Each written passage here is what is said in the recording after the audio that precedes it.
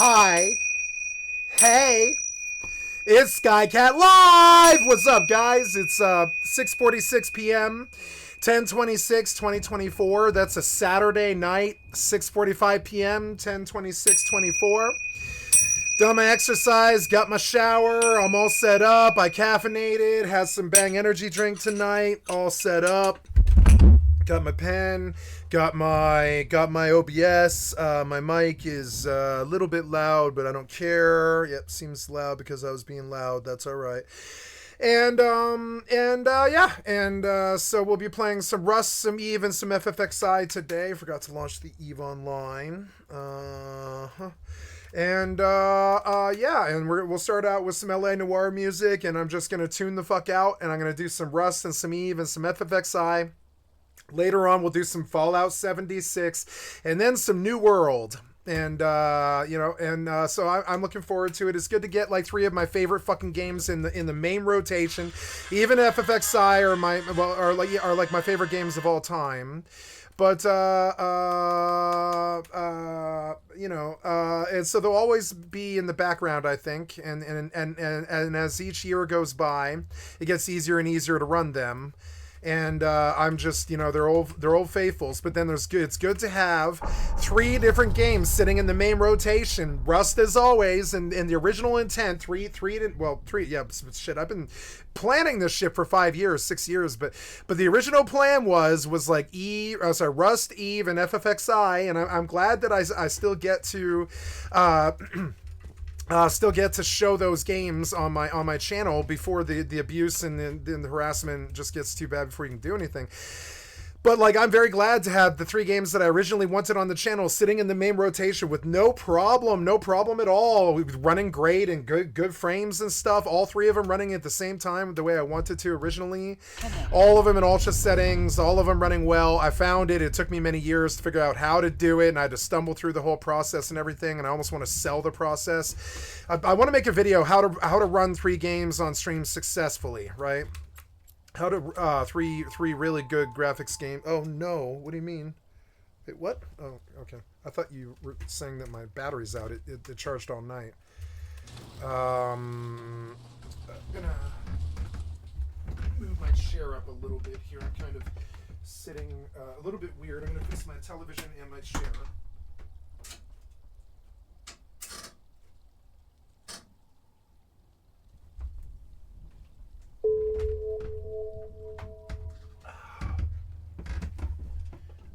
Raining now?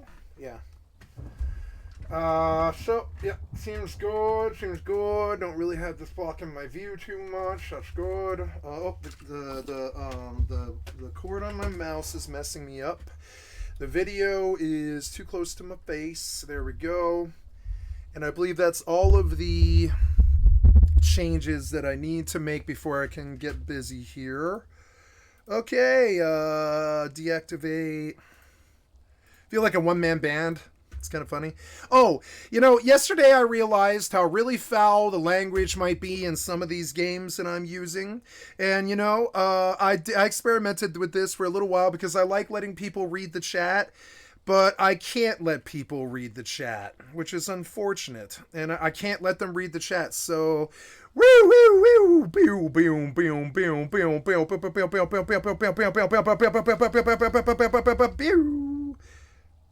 My face is going on the bottom left of the screen.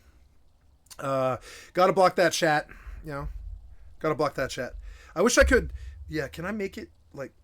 see, it's the whole box, but I want the box to be upwards bigger, but no. How much of the screen is that taking? That's quite a lot, actually. We could make it smaller. Slightly smaller, I think, yeah. I mean, some of the chat...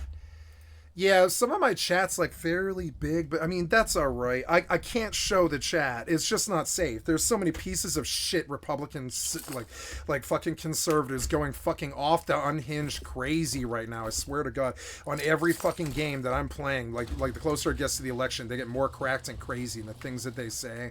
And so I'm just, I get so nervous. I'm like, what if I get banned for something I didn't even say? I'm all for getting banned for something I said, but something somebody else says, I don't know about that one. you know.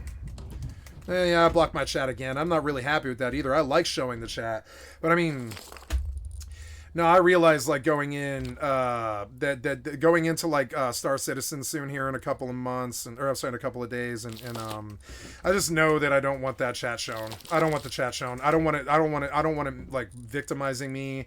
I don't want it costing me things or anything. I don't want that. I don't want that chat shown. So what else do I need to do? I need to load. Oh no, I'm out of metal. But that's all right. We're sitting on 31 hours. Don't know what it is I'm missing. It couldn't possibly. I mean, I have 5 days worth of metal right here.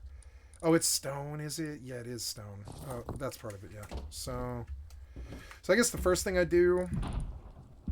I'm kind of kitted up here. I don't need a second stack of bullets. I don't think. We'll do the milk rate, and I'll do a recycle run here. Because, yeah, this stuff, yeah, a lot of this stuff is, like, fucking worthless.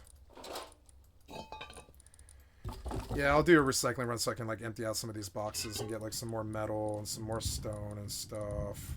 Really don't need that.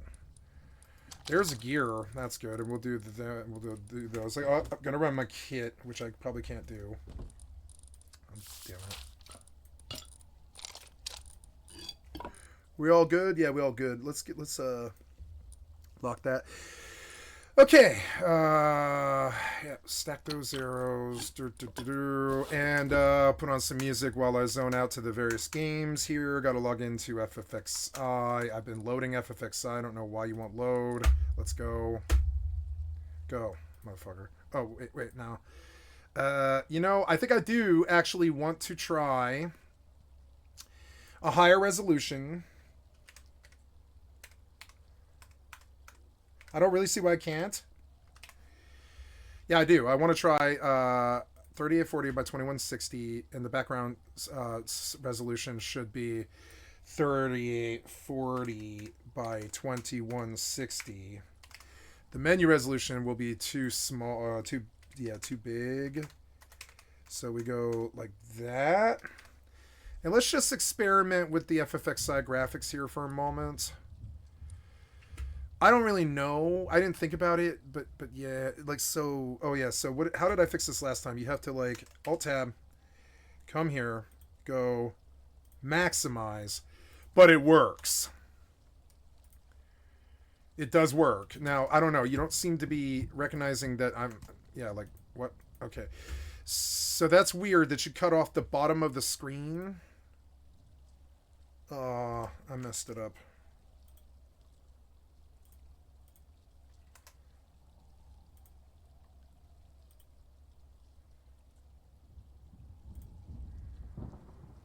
Okay, so while that is odd, yes, and you seem to have turned off auto hide the taskbar for some reason. There we go. Okay, so let's see how this looks and plays. What? Okay. It looks well, but I don't know how it's going to play. We'll see.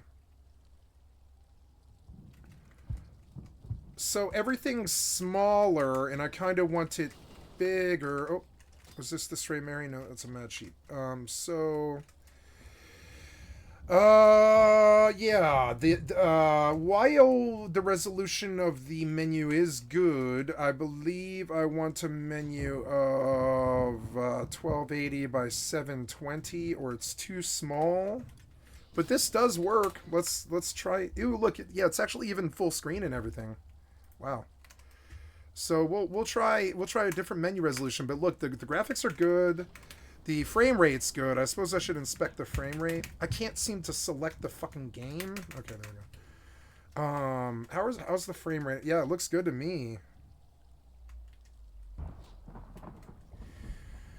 The game, however, doesn't look like it's... I don't know. It looks like the game is taking up a lot of resources. Gotta make sure I don't get logged out here. I need you to dump a lot of that in the fucking box, please. Yeah, like that. And then Theme. Pop grew. We're going to assume it's the shithead. But we don't know.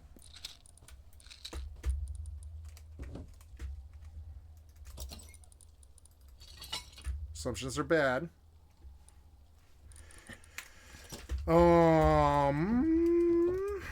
Yeah, and then, oh, no, a lot of that's going to stay here. Yeah, I don't know about these crossbows. I'm, like, beyond that now. So, yeah, I got that bow back, but I didn't use it. I don't really need this wall. I do want to place that down. Nope, that's not really what I want. But, yes, I want to place that down right, like, back here. Yeah, and, so, oh, no. So, I don't care for a suppressor right now. I want to win. Do I have a second revolver? No, but I have a shotgun, and that's good enough. Oh, I do. Yeah, so here, we're going to do dual revolvers here. So I can get that second round of shots that the other person doesn't have and win. So here we go. Blurg. That stays. Blurg. Recycle that finally. That can go in the small box. Oh yeah, I was gonna turn on FFXI.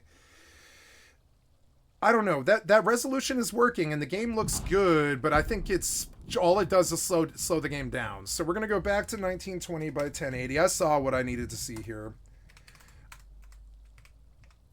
But I do want the resolution, yeah, the background resolution in the same quotient and everything. What was this? It was like 1680 by 1050, I think. Yeah, 1680 by 1050, I think. Yeah, and then, yeah, I think that's good. And then, so we go back. I think that's everything. So we'll eat some meat. I have a whole plan that I want to do here.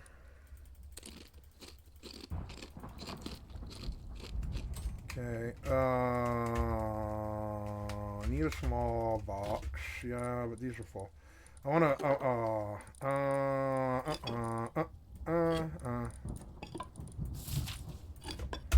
yeah, and then put that in there.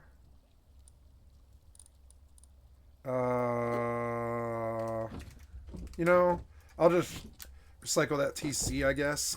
Yeah, that's fun.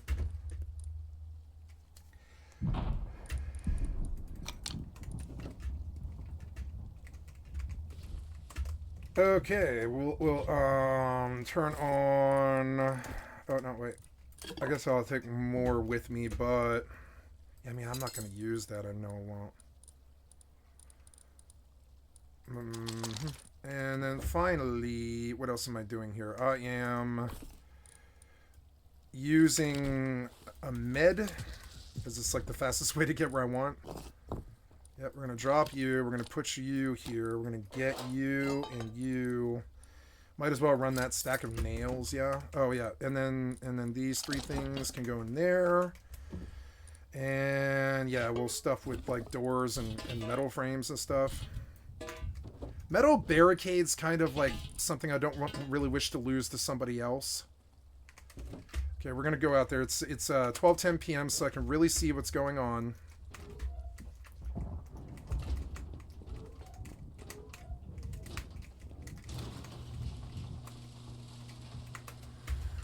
Need to buy like 30 gears, but that's some work that I need to do. Oh, look, it's like well, yeah, it is good. It's the right resolution, yeah. It's annoying, but it's the proper resolution to use. You know, I don't really need the border, but it is nice that I can move the screen, so I'm gonna take it. And the frames are good. I see that I don't need to do FPS 1 sometimes, but I do other times, which is like really weird. Yeah, like I don't really understand that. I'm gonna kill this Weaver. I feel a lot safer with like 3x potions and 3 regen drinks. Because it's like, and some antidotes. I didn't really know how safe that would make me feel. Because it's like, really short of a bio or a dia, and even then the regen's almost always more tick than that, or at least counteracts it, right? And then the X potion will get me out of anything if I'm red, and it already has like twice. And I think I can maybe do this. I think I could probably run to 75 on hardcore. I mean, I think the meds are what makes it possible. Judicious use of meds. Judicious use of 2-hour perfect dodge for 30 seconds where nothing physical can land on you. And well, I mean, arrows can land on you, but not melee blows. It doesn't matter how many mobs you can like deflect 50 billion blows from 50 billion melee mobs for 30 whole seconds, and that's good. And then you run flee, which no mob in the game can actually catch up to. So, and between all of those obfuscations, see, I think Thief is the right class to run to 75 because it has such high evasion that it basically nullifies most melee. I need Signet, and I'm feeling fresh, and I should perhaps go get Signet. It's kind of annoying. And do the run back. I wish I was level 20. Maybe we should just get level 20 first, because then I can like just teleport back to the outpost. I don't know. That's like 5 hours of work. I should maybe go get Signet for the session. It's stupid. I could run south. I'm not very far. Yeah, actually. I could run south, I suppose. It's not that bad of a journey. It's like 6 blocks. Something. Like Rust. It's like about 6 blocks. It's not that bad. It's about twice as long as Rust, but it's about 6 Rust blocks, you know. I mean, it's kind of funny, but I loved Rust when I first played it, because when I opened the map, I was like, oh, it's like Final Fantasy 11? And I was like, yeah, look, the map is the exact same thing. Look, and it is. You want to know where Rust got their map from? It's Final Fantasy 11. There's only one other fucking map like it. I love Final Fantasy 11. It was like the original fucking Rust. It was so much better than old school RuneScape or fucking, like WoW. I really do believe that 11 is better than WoW. I like really fun, full-blown do. So is he posted in front of the gate, or is he waiting for the door gank? Is he watching me? He doesn't have the stream snipe. So is he here at the gate? Maybe I should go out a different way. I don't know. I can't tell. Got a lot of stuff here. I should definitely empty my inventory. No, there's zombies at the gate. I'm fine.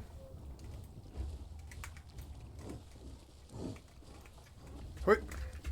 Gotta go. Can't let him know I'm here yet. I should have put a suppressor on 1. That's alright. Door's closed, which is kind of weird. Milk crate's here.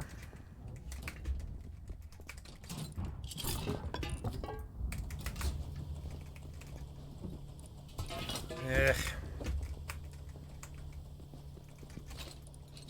Ooh. Oh, no, medium. I mean, yeah, medium's good, but don't need it. 2 bags, but I think they're probably incidental. Nice, yeah, I'll take a free apple. Mmm, zombie apples. How about them zombie apples? Love the zombies because they protect me from backwards ganks. I'm not gonna kill them.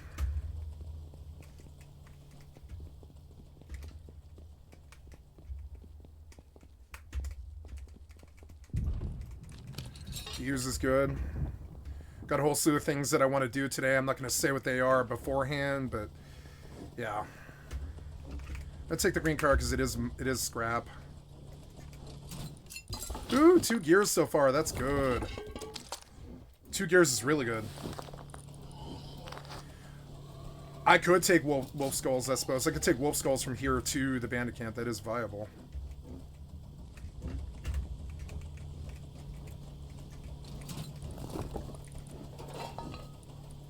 I'm gonna climb to the roof.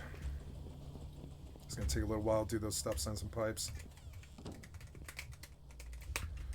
Okay. Nice, an free alarm clock. Those are cool.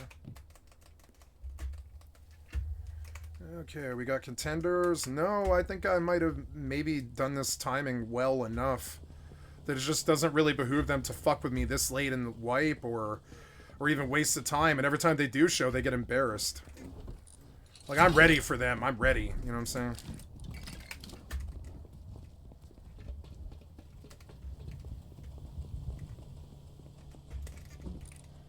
Free gate. Nice. I could do a second wall. give myself like another layer of protection, but no, I think I'll probably just recycle this for gears because the garage doors are much better. I don't want any damage.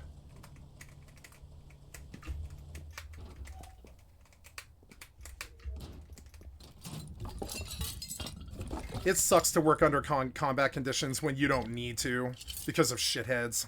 It's so annoying.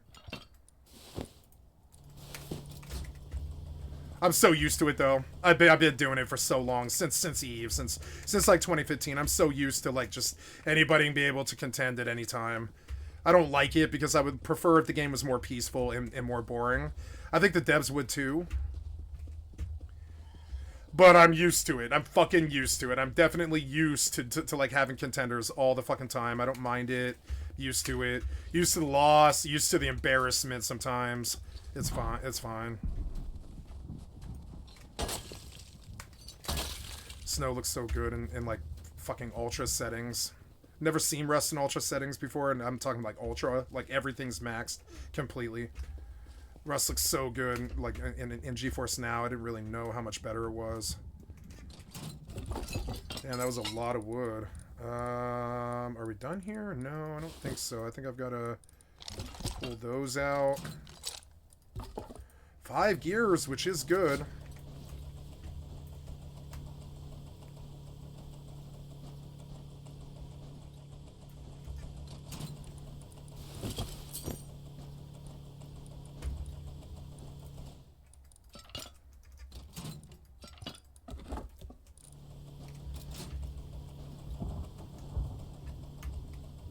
Fucking me with a revolver. This is my best weapon, believe it or not. This is the only one I ever used the most, you know? So I'm mean with a fucking revolver. I haven't even ever killed him with a revolver before. But I'm meanest with a revolver. Everybody knows. I'm the revolver guy. I've always rolled revolver every time I leave the base. So I'm cracked with a fucking revolver. He's not even seen me try. I'll fucking crack his ass with a revolver. Revolver compound bow was my only loadout for the first 2 solid years. It was the only one I felt safe enough leaving the base with and not embarrassing my team, you know? So I left revolver, fucking, you know, compound bow, and I'll crack people with a compound bow. I did it the other day. Killed his fucking friend. Right, point blank, fucking just stuck the arrow in his fucking face with an HV because I've done it so many times. You know, I'm not kidding. I'm cracked with a fucking revolver and a compound bow. Something about them. There's a second nature to me. Like, beyond that, maybe SAR. SAR was the weapon that I really always, like, left the base with. Anytime that we left large clan and like, rolled deep with, like, 5 people, I would leave with SAR. I'm pretty fucking good with SAR. But I haven't seen a SAR in two solid years on this server, you know? Not at all. Let's see where I can see it all the time. Like that, yeah. 5 gears is good. We're gonna dump scrap in the thing. Nice. 474 scrap. That's good.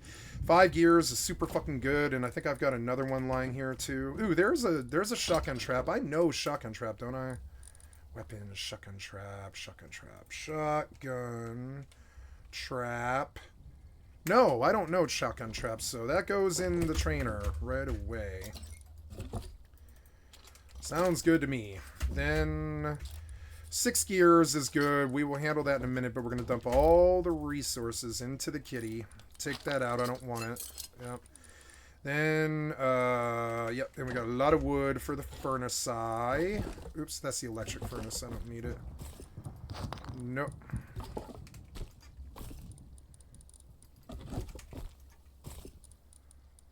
Yep. Wood for the furnaces. Sulfur for the box. More stuff over here. Jesus, I need to recycle even more. Maybe I should just do that for a while till I have everything I need. But before we do anything else, we take some metal and we make 3 garage doors. 1, 2, 3. I know it's the end of the wipe. I don't care. I'm not getting embarrassed by these fucking people. You're doing the right garage doors, right? Yep. Now, can I put a frame here? I don't think I can, right? I don't know. I have to look, though.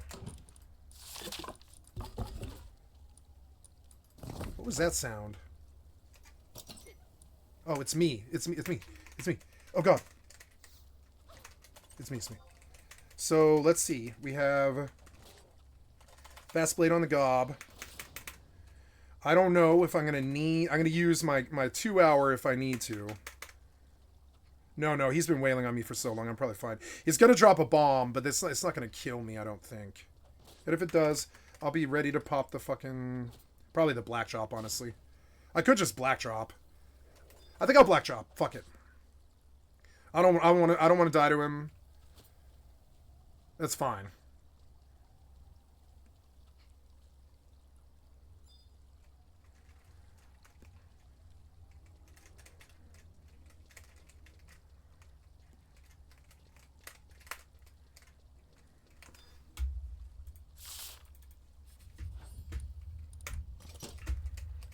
Okay, 1, 2, 3. We gotta see if I can add another door. Oh, I can. Very good. Okay. Sweet. Lock. I want to keep. If I'm gonna do a base, I'm gonna do a base for the solid 4 days. Or I know it's another 7 days before the wipe. See, this one I can't do because I think I kind of fucked. Or I didn't fuck it up, but yeah. Cause does that work? I don't think it does. I don't think it does. I don't know. Maybe. Will it let me? I don't think so. I don't think I can do this. This is all right though because. Or well, maybe. Let's see. I don't know. You let me do this? I guess maybe you will. That seems insane. That works, huh? Nice! Yeah, but can I close it ever again? Yes, I can.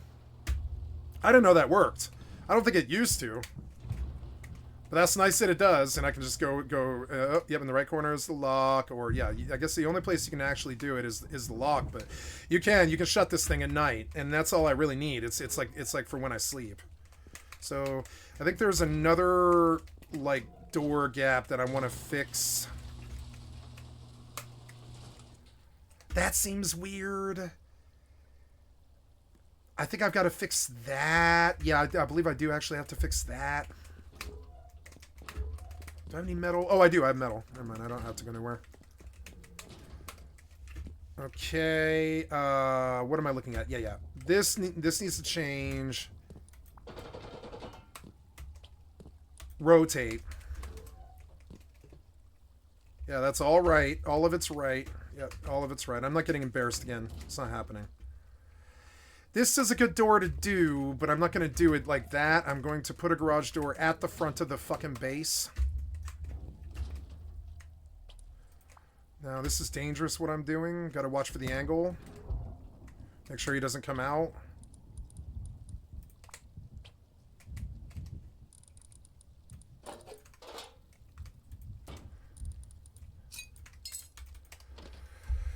Okay. And then we do another door here. No, I can't do a door there, but I can do a garage door there when I get more gears. But, I mean, yeah, now it's like a lot of rockets to the fucking... I mean, now they've got to do 20 rockets. It's 20 rockets through the wall. Or whatever it is. Yeah, isn't it 10 rockets for a wall, I think? Something like that. Yeah, it's 20 rockets. Nobody's going to blow 20 rockets to take this solo base. And, you know... The challenge always was, can I hide on the zombie server? And I said, yes, I can. And I know I can. And I've always maintained this, and watch me do it. I can hide on the zombie server. I've always maintained that I can. It's more like, can I gather the fucking cut spot to want to play the game? That's a little trickier. So, those are good. Don't really need any of those tools. I want a suppressor on that revolver, so I can kill zombies. I don't really see too much else here. That needs to like go away. Just go away. I can't use it. You. No, I want you down here along with. Yeah, you can go away. I don't want to bring tools right now. I want to bring stuff to do. Yeah. Do I hear something? Okay, so we used the black drop, which is okay, and I could get a new one, but I would rather just get Signet and leave, dump this stuff, get Signet and leave.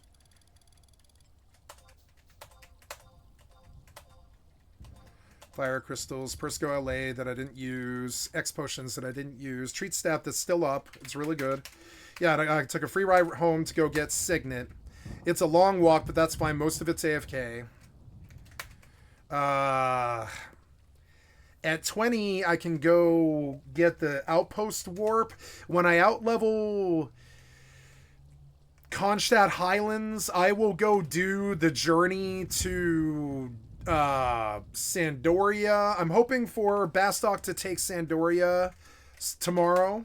I doubt it, but I mean, you know, I should have leveled in Sandoria, but anyways, sooner or later, I'm looking around for Bastok stuff that I can reach, and there's nothing. There's like, I could do lead to lore. No, I can't. I'm not on the lead to lore side. I'd have to walk very in a different way to reach lead to lore. But I could do that on the way out. I could do lead to lore on the way to Juno, because it is a really fast way to get to a walking distance within Juno, which is I mean, but I don't need that with a Chocobo though. So going to lead to lore is not really that important, but not getting lead to lore is a really bad idea. I should technically go do my walk now, but I want to get to level 20 because you can't do outpost teleports without level 20 anyways. Bastok might take East Ronfor tomorrow, but I doubt it. It's going to be weeks and weeks, and I need that. I need the Winder, I need Saruta Baruta and Kronstadt High, or sorry, you know, Lithane Plateau and all that, but I don't, you know, I'm not going to get them for a while. Okay, we go here, we do Signet. I think I want to just check and see if there's a better sword at 19, but I don't believe there is. I'm fairly sure the Iron Sword is the best thing I could be wearing. I'm going to pull out stuff. I want the meds in case I get in combat. I want to break the knife, and I want to take a combat dagger with me in case I need it. We're going to crack everything else that I can. Like, pretty much everything else. I want to keep the sheet metal because they're pertinent to a craft that I want to do. You.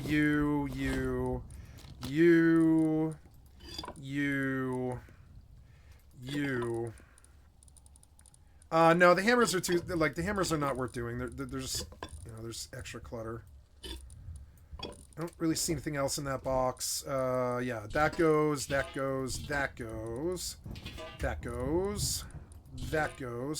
3 of these will go in there, and we'll just keep on loading. Take you. Toss those. I've got a lot of fuel. I could burn in that base of his. I don't really care.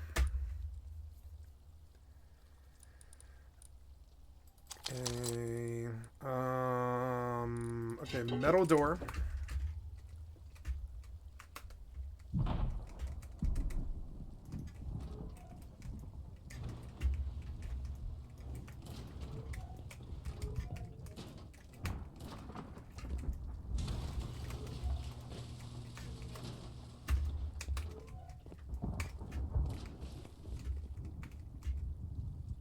Airdrop.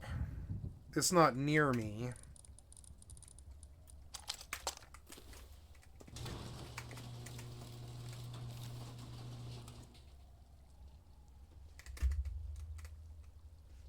There it is. Too far.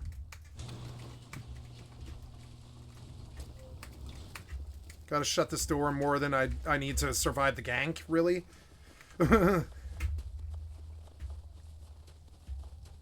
From now on, I want to keep the door closed. Oh. Gank could be here, so I have to be really, like, carving the pie here.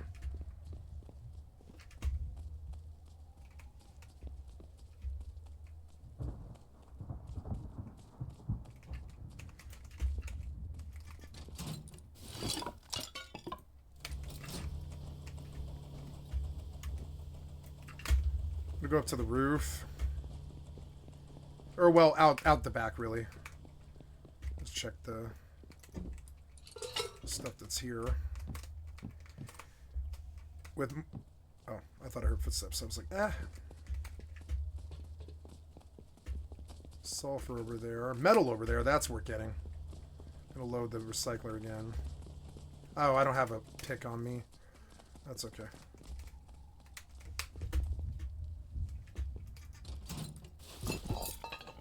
I need those blades.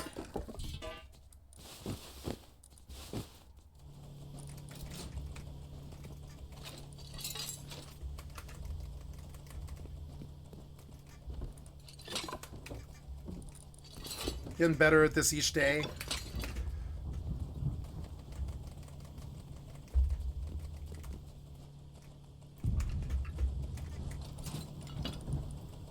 Two gears, not bad.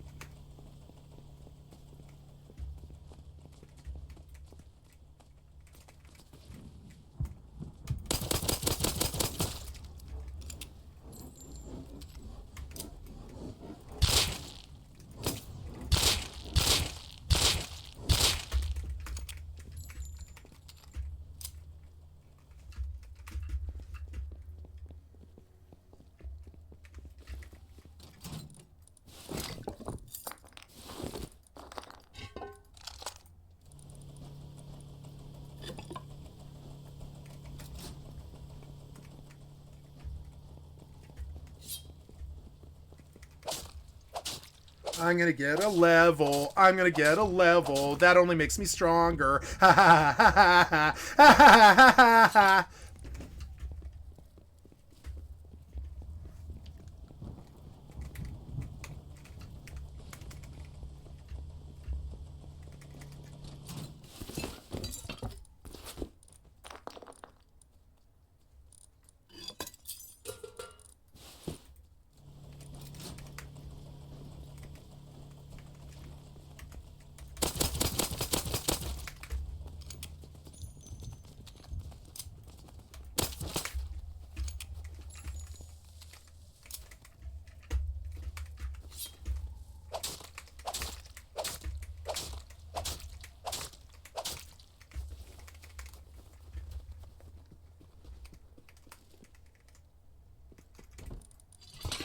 Nice, that's a good drop.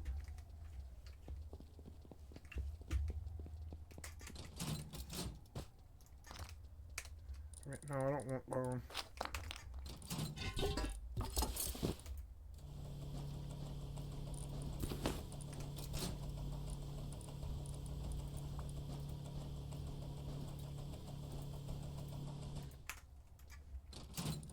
Nice, 4 gears. Getting better and better. Okay, I want to go get that metal because it's like almost the most valuable thing here. In terms of what it represents, anyways.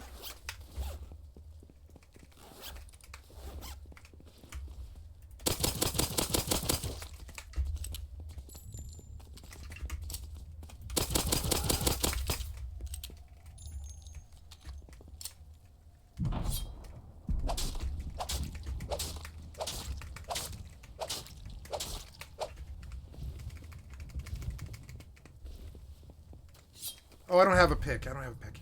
Damn it. What about... Yeah, I can't make a pick. Damn it. It's okay. I'm too rich.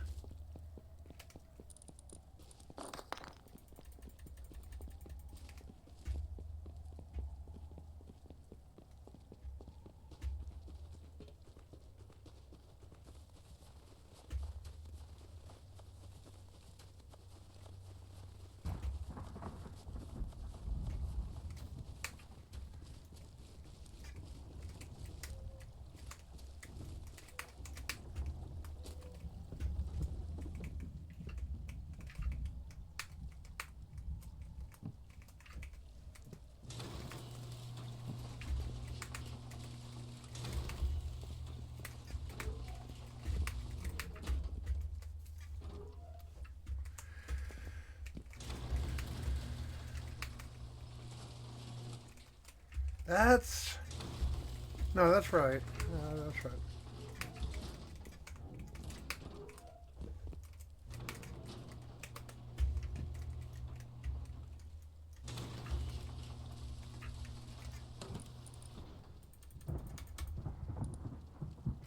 Okay, gonna make 2 more garage doors, I guess. Or I don't know. What else do I need? I need wind turbine, which takes 3 gears, 3 sheet metal. Maybe I have 3 sheet metal now. Oh no, I don't think I do. I could... No, I only have 1. Damn it. I'm gonna have to go buy that, and that doesn't really work. I guess I'll just make the garage doors. That's alright. 1, 2, 2 more garage doors. That's good. And most of the work that I need to do. TC's got 30 hours in it, particularly because of stone. I guess I could solve some of the stone problem. That is a viable thing I could do to combat that.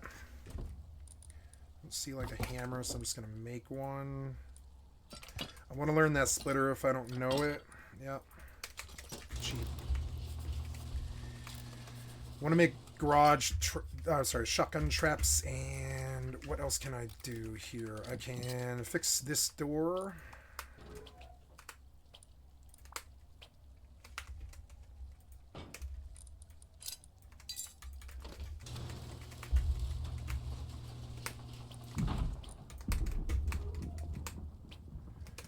Fix this door.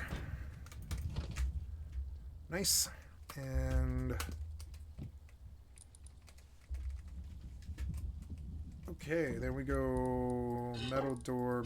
Oh, well, let's go put all that away here. Okay. Oh. 12 meat for the barbecue. And scrap for the bench. Scrap for the bench. Okay, good. Scrap for the bench. Learn. 350 scrap isn't that much. More metal frags, which is good. More wood. I'm going to take a hammer and some metal frags and do this place over a little bit. I guess one of the cheap places that really could be weak is that. Do each room by room. Can't really burn through materials like this that easy, but you know, this makes it more and more safe. You know, it's fine. I think that's all I want to do, though. Well, no, I got free upgrades here, so go another room until it feels too expensive, which is like right there. It feels a little too expensive to me after that point. So yeah, metal upkeep's at 1400. That's acceptable. Stone's down to 2400. This put my upkeep at 33 hours. Yeah, we looking good. I put my pistol bullets away, which is probably not the wisest thing to do. All right, there we go. And then you and you. I'm gonna run and go do a locate nodes, and then this space is done for the day. The only other things that I want to do is add power. That will take an inordinate amount of scraps, so I will spend the rest of the time here. Oops. Gotta look at a sword. Oh yeah, and I also need to buy another food. Vegetables. I'm looking for jack-o'-lanterns. Yeah, 2,000. Okay, then let's see if I can get an upgrade on a sword is the main thing. The rest of it doesn't really matter. Oops, weapons of the sword variety. We're looking for, yeah, hey, look, I can get a better sword with dex on it. Oh, yeah, look, small sword is way, way, way better. So, yeah, take the small sword for 10 grand. That's great. Oh, yeah, I love the small sword. It's so much cooler looking, too. Alright, we get to sell this nice iron sword +1. I got myself a nice rapier. See it? Or no, that's an epee, actually, I believe. Epees will fuck you up.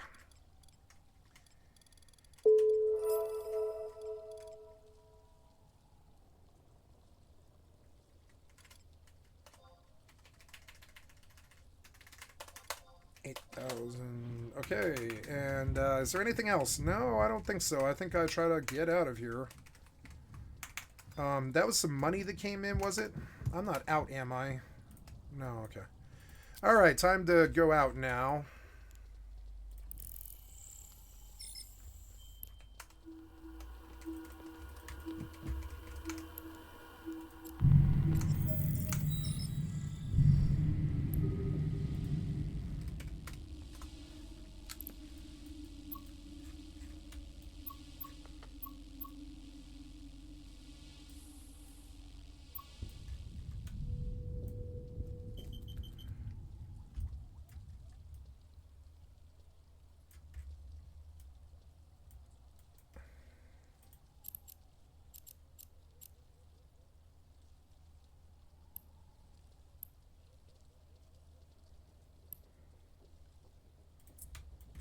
Warp drive active.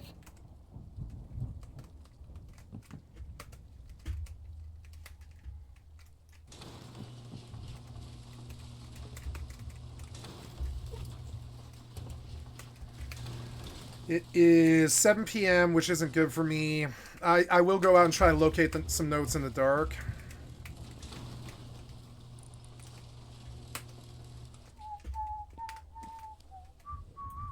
I'm gonna put a flashlight on this shotgun.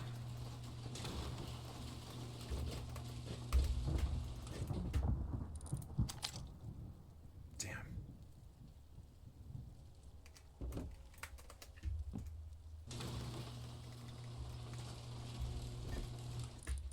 Need a flashlight, damn it.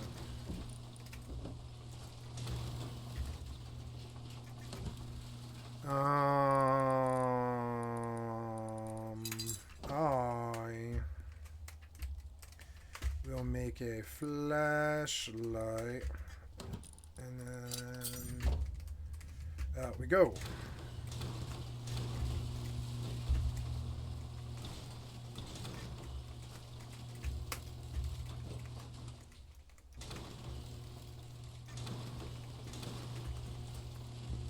Pop grew.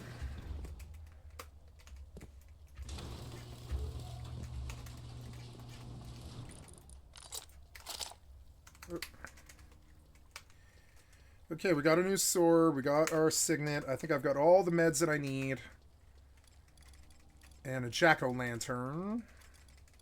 Antidotes, X potions, everything we can need to be out there. My treat staff. How much conquest do I have? 1,500. I need 500 more. This is why I keep coming back to. It's alright. And a new sword is definitely an upgrade. Okay, we're going out mining. Pop grew again. Maybe now I have my shitheads. I don't know. But, I mean, I'll fight him. I don't care. I didn't bring shotgun rounds. Damn it. Oh, do I have to go hunting for them? Yeah, I do. Damn it. Damn it. Alright, that's okay.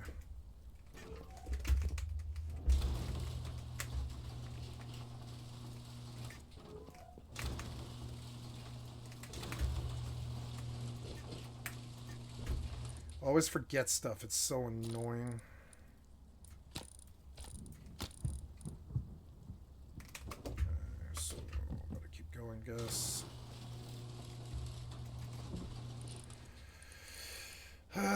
Where did I stick my shotgun rounds?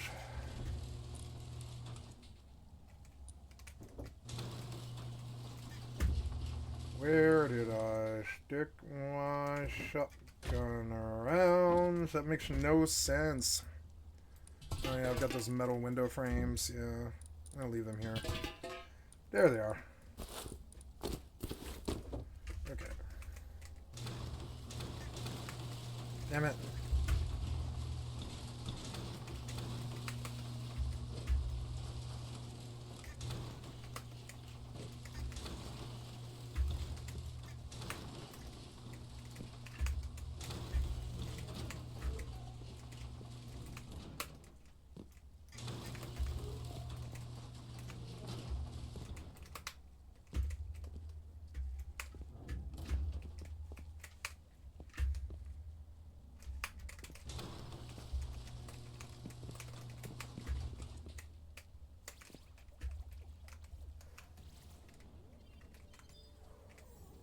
I wouldn't mind a black trop. That'd be worth taking with me, so see if we can get something.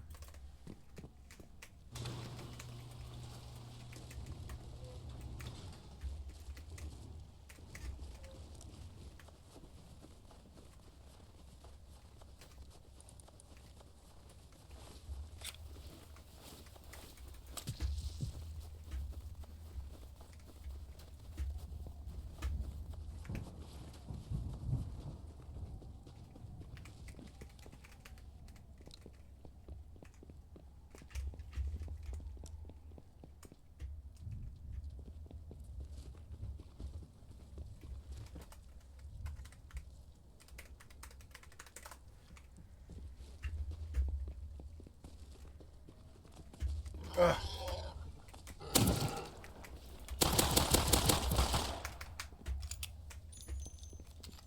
Damn it.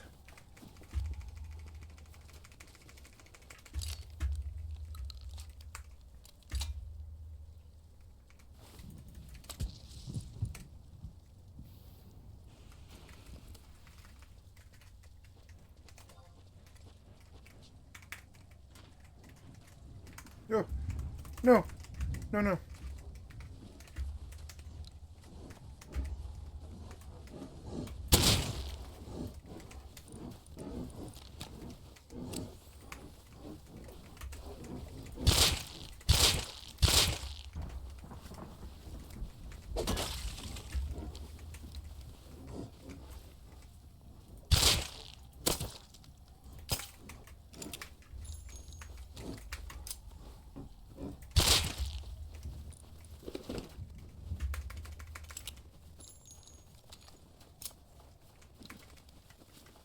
Five blue cards for some reason?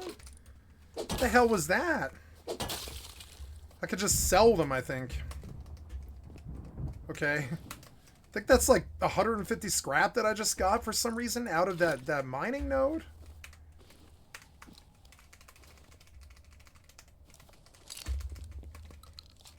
I don't see any other nodes. Damn it. Yeah, I don't really want to be out here. Oh, there we go.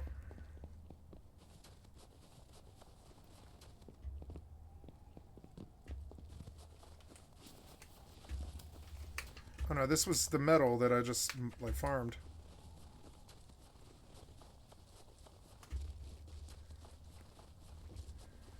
No, I don't see any other metal. Fuck.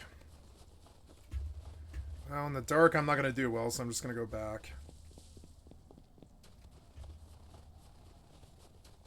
Why did I get 5 blue cards? Seems weird.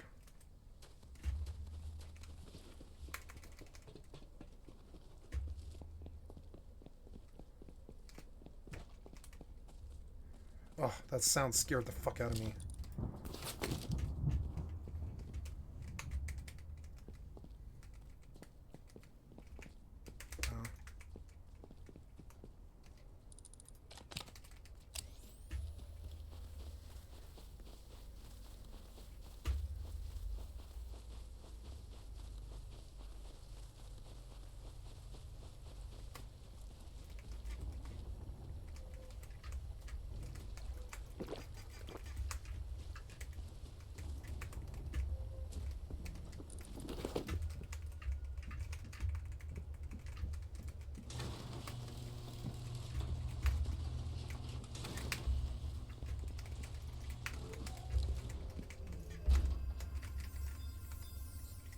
Oh, I'm out. Oops. Yeah.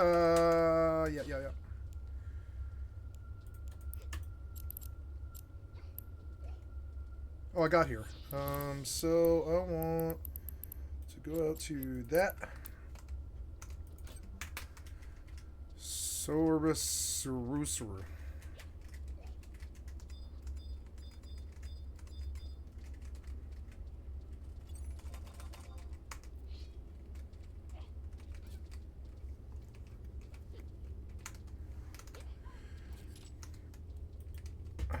Need some meds and stuff.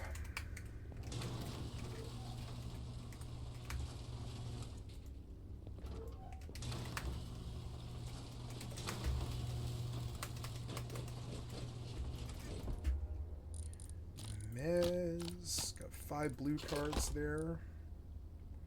I suppose I kind of do have like a recycle load still to do. I mainly want scrap, and that's not here. I'm just gonna drop sulfur, cook metal. Yeah, I need like another trip down the other way this morning. Oops. No, I need to eat.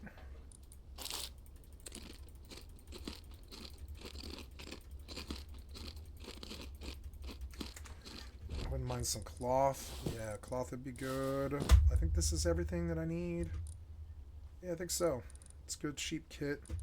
I could bring an automatic weapon intending to win the engagements. But I mean... yeah, why not? Why not bring like a souped up pistol that's busted, you know? Yeah, where's my... yeah, here's the one that I've been using. We'll repair it. I don't have a repair bench, do I? No, we'll just use a fresh one. It's fine.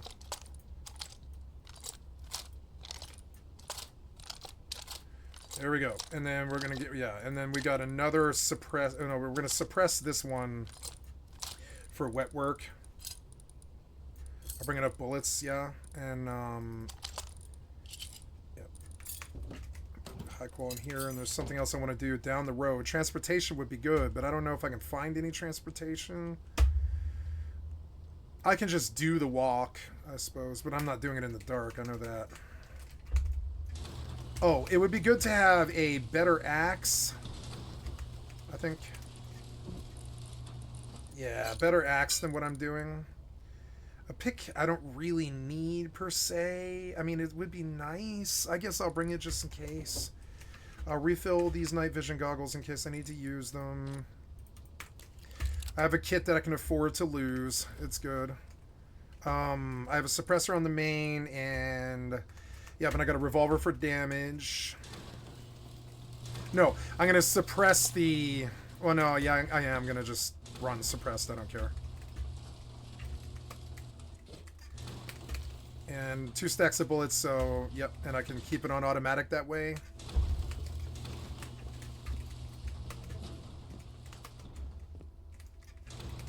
Got enough shotgun shells, I guess, but I would prefer to have more. It's kind of annoying, but I guess I'll make bandages, so I'm ready.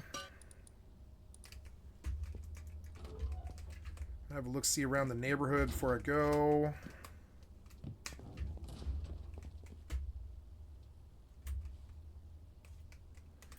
Yep, and I can just pop the suppressor to each weapon that I don't intend to use. Okay, we're going out. I would prefer transportation. Gonna check the gas station and potentially maybe the outpost for transportation. Use this cover here. Yeah, and there we go. Maybe they got banned. I don't know. One of the things that he can do to help me is change the code lock on their base rather than blow it up. He can just... is it code lock? No, it's a lock. So yeah, if he gets banned, he can't get in his own base anymore. That's maybe what I'm seeing. Oh look, there's an airdrop like right the fuck there. I'll go get that, I guess, if I can see where it lands. It's an outpost. It's on the other side of outpost. I'm gonna go look at that.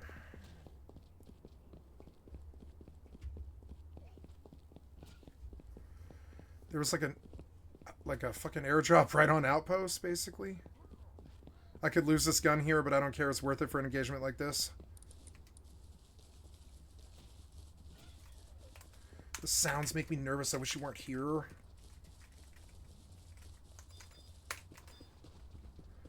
Gotta be careful here on my approach.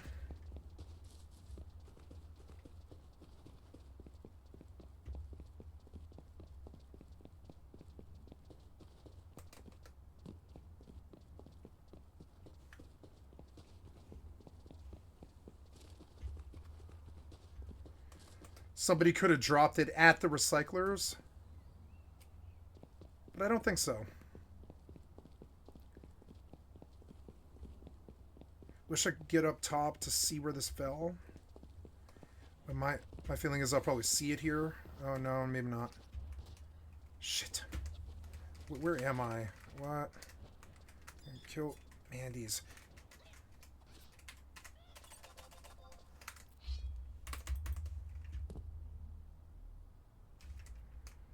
Shit, I guess I gotta go to the top of the hill. You didn't drop that on outpost, did you? Are you in there with whatever you got? No, I think this rando dropped on the other side, like over here somewhere. And now I'm like way far from where I wanted to be. That's airdrops for you. God damn it. I don't see this anywhere. Maybe somebody got it already. Maybe somebody's here.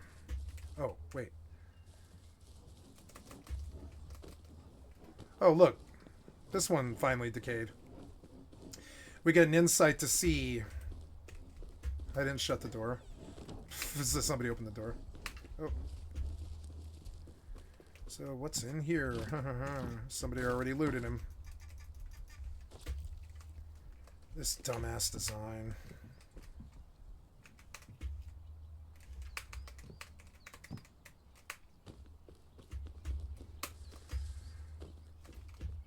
So, yeah, I guess I don't know where this fell. I have no fucking idea.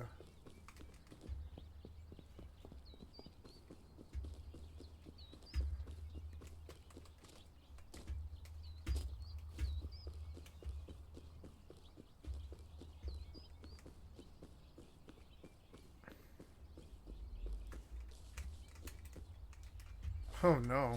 No, no. That's not happening.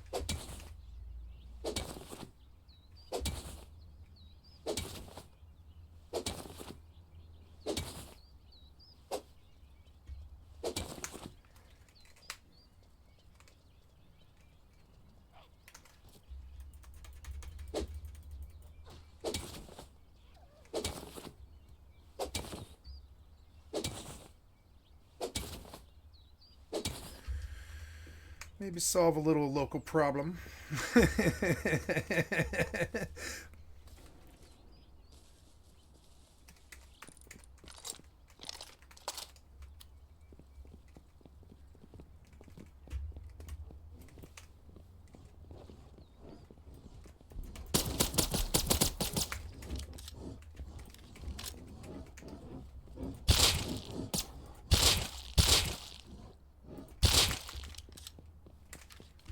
I don't think NVIDIA GeForce Now can even handle these graphics being this high. It's kind of funny.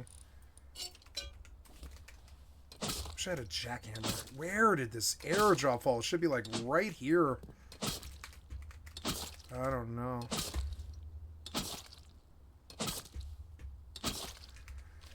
Yeah, we're out on an adventure, I guess. No, these graphics settings are too high. I'm gonna turn them down, even for GeForce.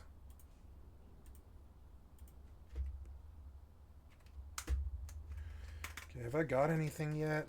No. I kill enough of these. Tried to take a swing at a black drop. Those are really good for getting out.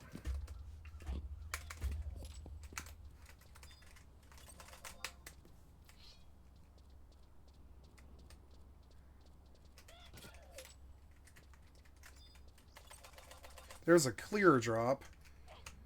Int +5. I don't need that. Well, but yeah, but then it doesn't drop once I have it, though, which is good. What am I at? 26, yeah. I can maybe eliminate some of the colors and try to get others. There, see, this is better, but it's still, this particular area is laggy for some reason. Maybe Outpost.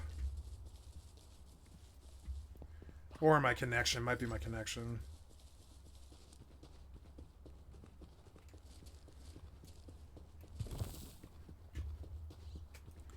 But I'm definitely not turning off my VPN. I don't know that. Okay, I came down here hoping to see like a motorcycle on the road. I didn't see anything at the gas station. Transportation is sort of important for what I'm trying to do, but not essential. Nice! That's good. Let's spend those. Buildcraft. Next we go... and then we go... And then we're going to buy through to Thrifty Duplicator.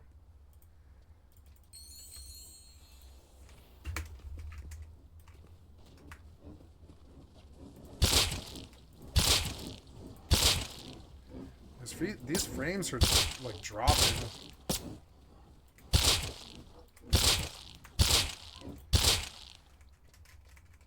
Why must you fight on top of me? It's so annoying. Oh, wait, no, no, no, no, no.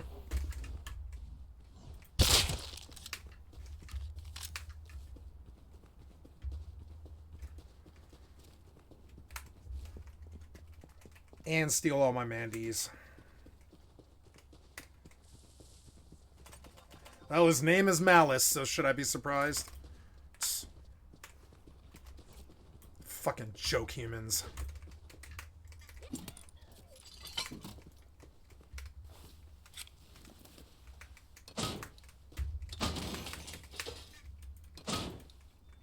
Whoa!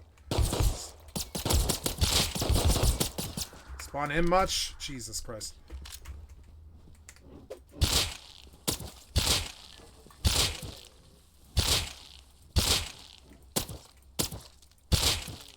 Come on, Dud. Come on, Dud. Oh. Fucking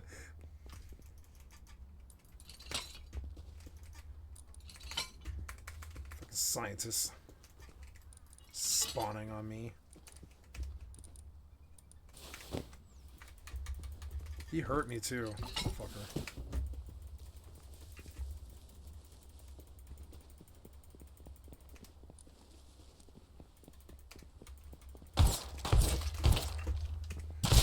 Nice! Mushy.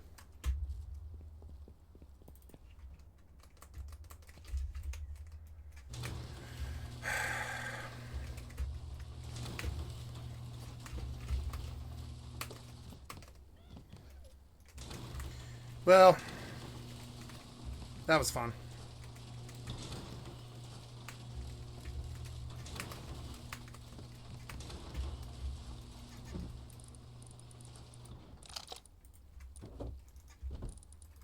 Let's lose another gun to him.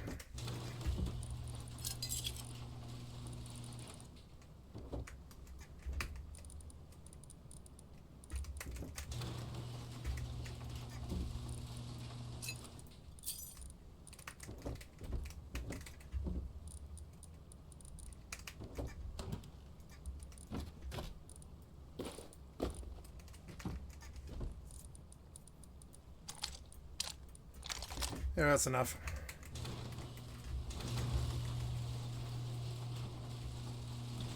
But he'll be leaving now.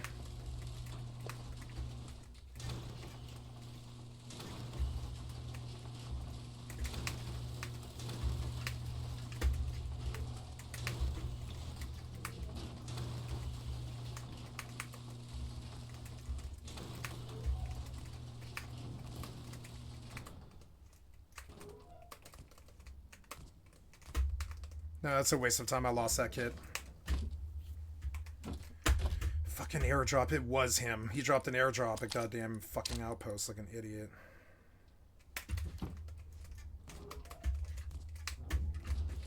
Maybe I should make an attempt. I should have grabbed meds, but it's fine. Any meds at all? Any meds at all? No. Damn it.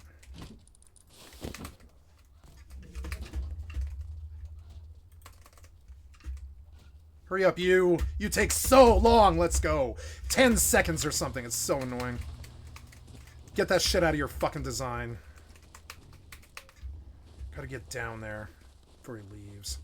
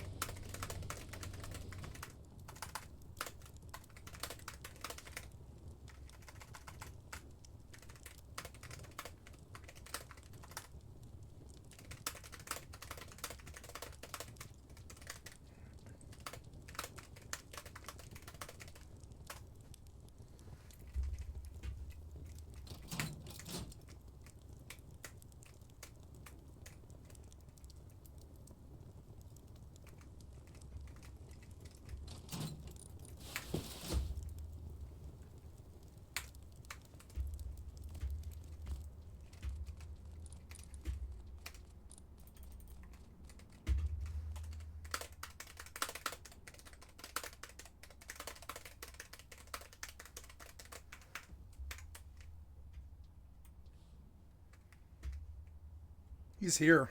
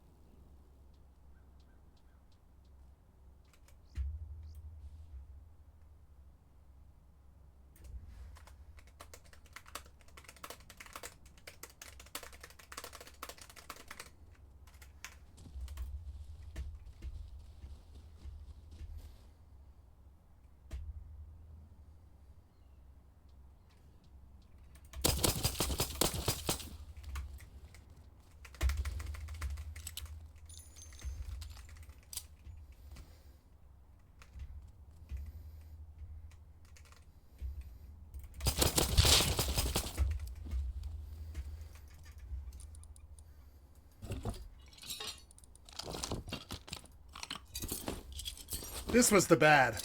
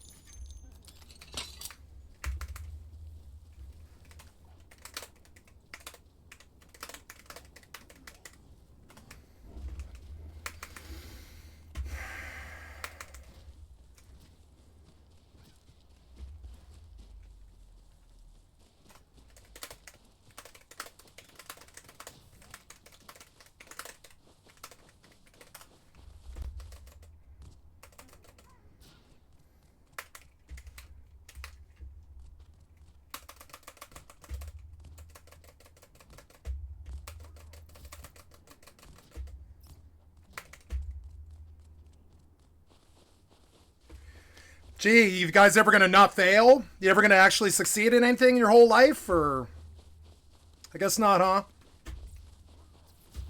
Two in a row with an ESP and a stream snipe.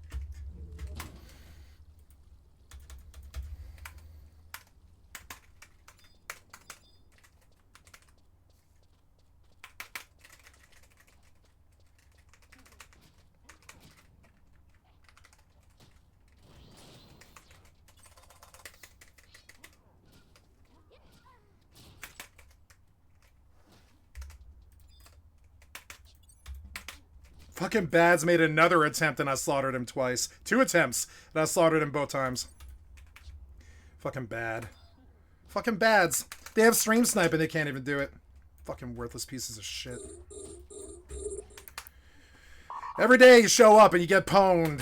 What's the reason for doing it? I mean, what's your fucking motivation? You need the world to see how much of a fucking worthless piece of shit you are? I guess you do. Well, that's fine. I'll accommodate you, worthless piece of shit. You can suck dick live on stream and have them watch me stomp your fucking ass as much as you want. You go right the fuck ahead. I'll stomp your ass in every single time like I always have. You're playing the wrong game, bucko. You played it for 5-7 years, something like that. You never did get good at it. Go play, Cookie Clicker or something like that. Try to dominate those little girls, Do something like that, because you're not touching me.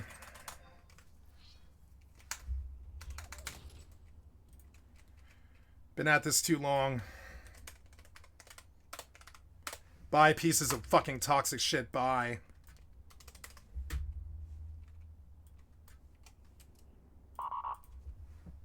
The capacitor is empty.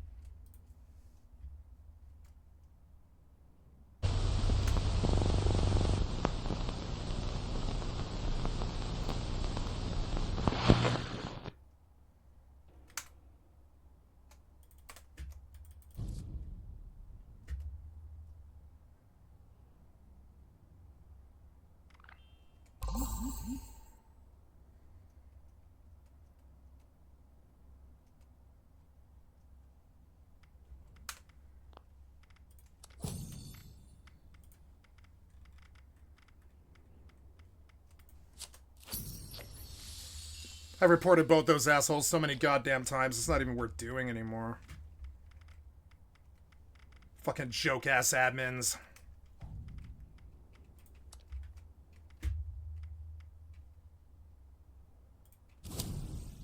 Yeah, we good. Titles are good. I'm sick of fucking joke-ass admins who don't do their fucking jobs. I'm sick of even fucking hassling them anymore, Fuck them, sit around, let them not do their jobs. It's fine. Who cares? It's not like they're paid by Face Punch anyways. They're just trying to help us, I dislike it. It's like that old thing about, Jesus Christ, like, would you like to see what Russ is actually like? I can show you the videos. 70% of them are fucking cheating, something like that. And they show up and they try to get their stream snipe ganks because that's the only kills they ever get,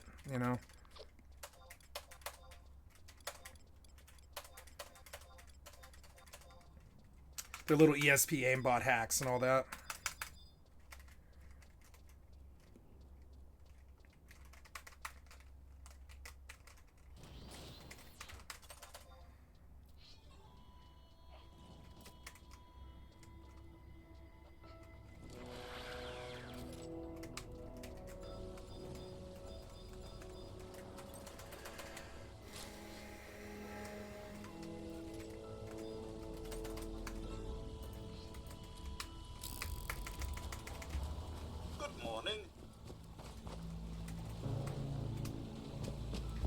Go play a less toxic game.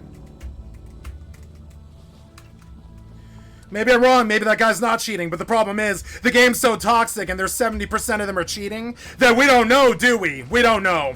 And that's why it sucks so bad. That's why the game died. It's, I mean, we can go look at the Steam game and player statistics. Like, that's the problem with the game. All those shithead fucking worthless hackers, they removed the fucking legitimacy of everybody. Fucking wretched vial of fucking, like, wretched scum, vile, wretched fucking hive of scum and, villainy. Makes me choke on it sometimes. I'm like, ugh, the worst pieces of shit in gaming. That's a stingwing? Okay. We are investigating the emergency signal. I want to do... I guess, but... What is the... oops, now am I okay? Yeah, I'm okay.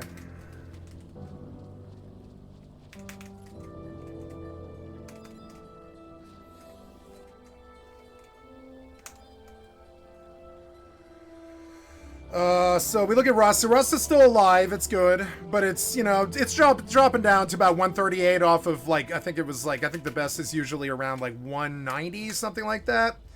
It's okay, but it's losing its pop slowly and slowly because of these shitheads.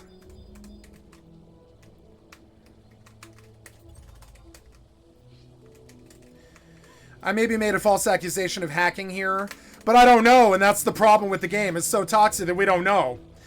I don't really believe that that guy came to me when I was suppressed firing at zombies. I don't believe that he did it. I don't believe it. I've never believed it. I don't believe in coincidence.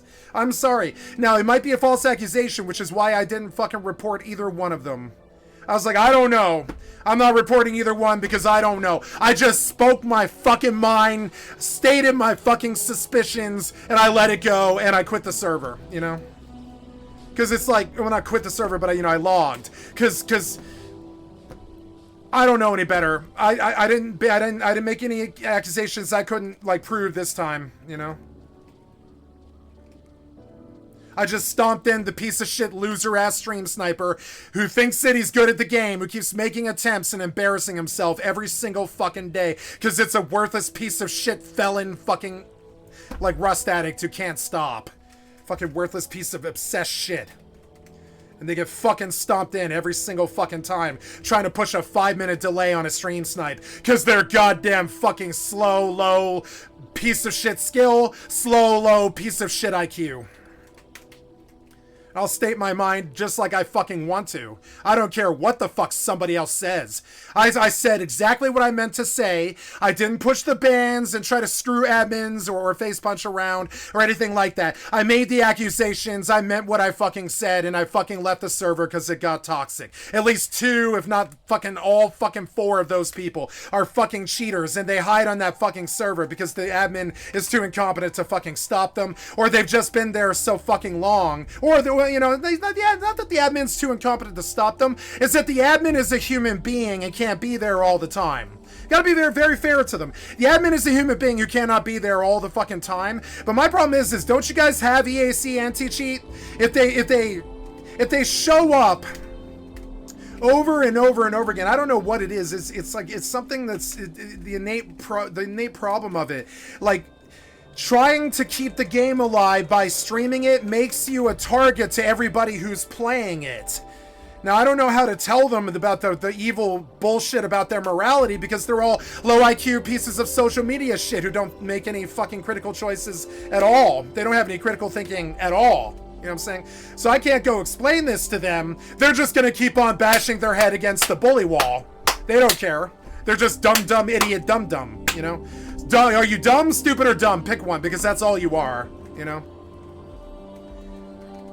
So, you know, and I make my accusations, I talk my shit, I don't do the bans because I can't prove anything. The whole experience is goddamn toxic. I fucking leave the second it gets toxic. And I leave those jackass fucking cocksucking piece of shit obsessed, suck dick fucking obsessed pieces of shit alone so they can suck each other's dick on their fucking hacker fest, you know? You guys go suck each other's dick on your nice little hacker fest. You go enjoy it. That's all the negativity that they get. And I stomped your ass again. What is this, like 5, 6, 7 days in a row now? Stomp your fucking ass again on a stream snipe hit that you keep fucking up. And you are worthless, and I keep telling you. Because you're worthless. I could kill your ass without the stream snipe. Stop trying. I don't need the stream snipe to kill you. I do it every day. Step up in the world if I've ever seen one. That's all I have to say about this.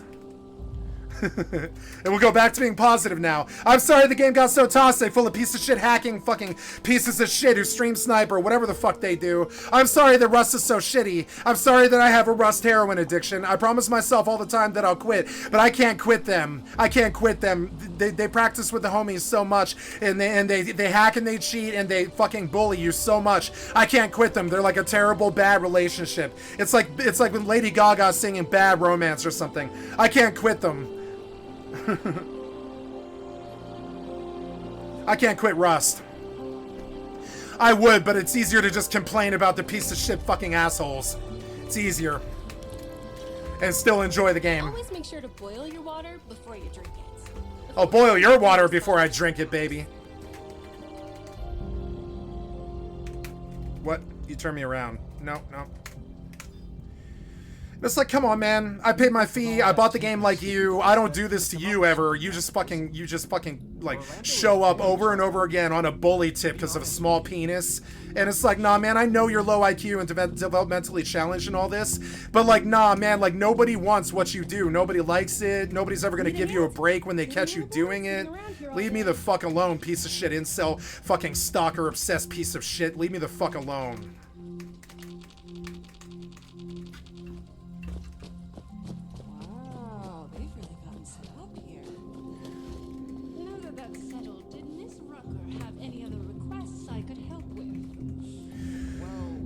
I'm gonna say it because you're too stupid to understand, right? I'm gonna say it. I know you are. I know you're a low IQ piece of shit man-child, right? But understand, I'm gonna tell you exactly what the problem is for you so you can understand. You think it's me giving away my advantage or something because it's gonna blow your mind when I tell you. But understand, I have set it up now for you to repeatedly try to make the stream snipe and fucking fail and embarrass yourself in front of all your piece of shit cocksucker fucking loser friends. I've set it up. I've done it 7 times this week. I've killed you 7 times this week. I have set it up so that you fail over and over and over and over and over again and show the world how small your fucking penis is, how little your fucking skill is, how you show up with a full kit and lose every single fucking time. I have set it up like that. You cannot win what you're trying to do. Stop trying. I know you think I'm tipping my hat and letting you know what the advantage is, like it's some kind of fucking Venture Brothers versus, you know, fucking Monarch, fucking you're the fucking Monarch and you're some idiot piece of shit, cyber criminal fucking, you know, what do you call it,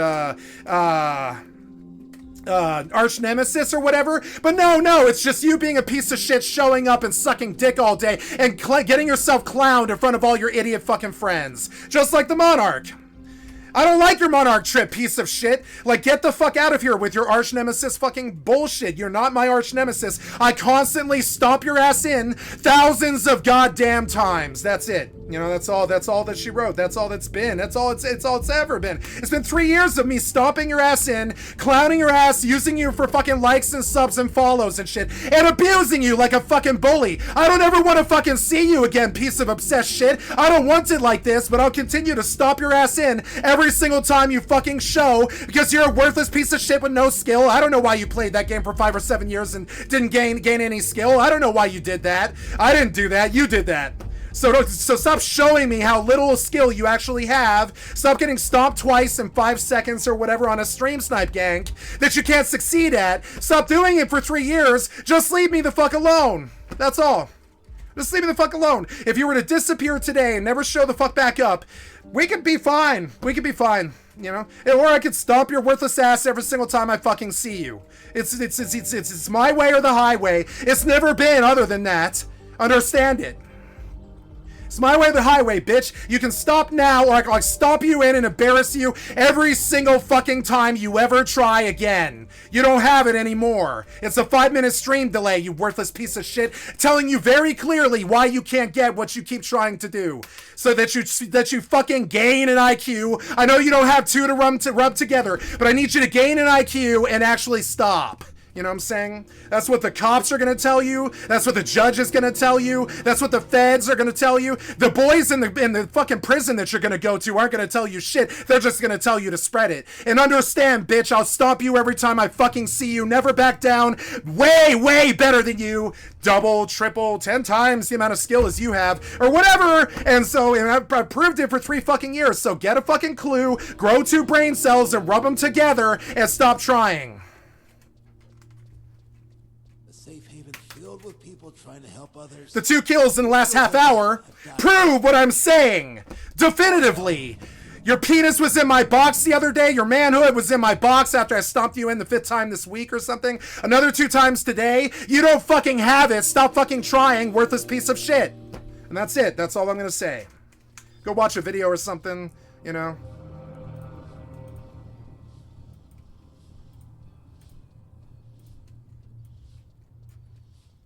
Used to stomp in 5, 10 fucking large clan motherfuckers with like a fucking SAR or a compound bow and shit. You don't have it, motherfucker. You never did. Stop trying. You're not better than Rust than me. You're not. You've never been.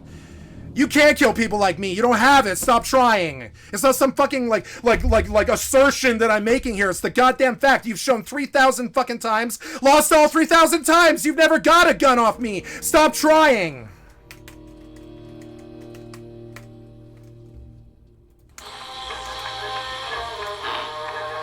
Piece of shit.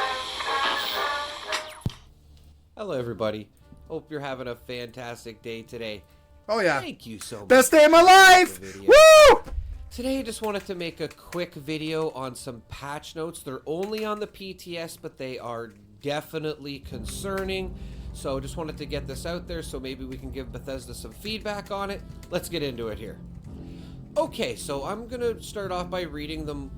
I warned you about that revolver, didn't I? And you stepped anyways, and I fucking stomped you. I warned you first. I was like, nah, I got you cracked on revolver. You don't have it. Worthless piece of shit. Nah, I got you cracked, motherfucker. I do. And then what did I do? I stomped you in twice in fucking 4 minutes or whatever it was.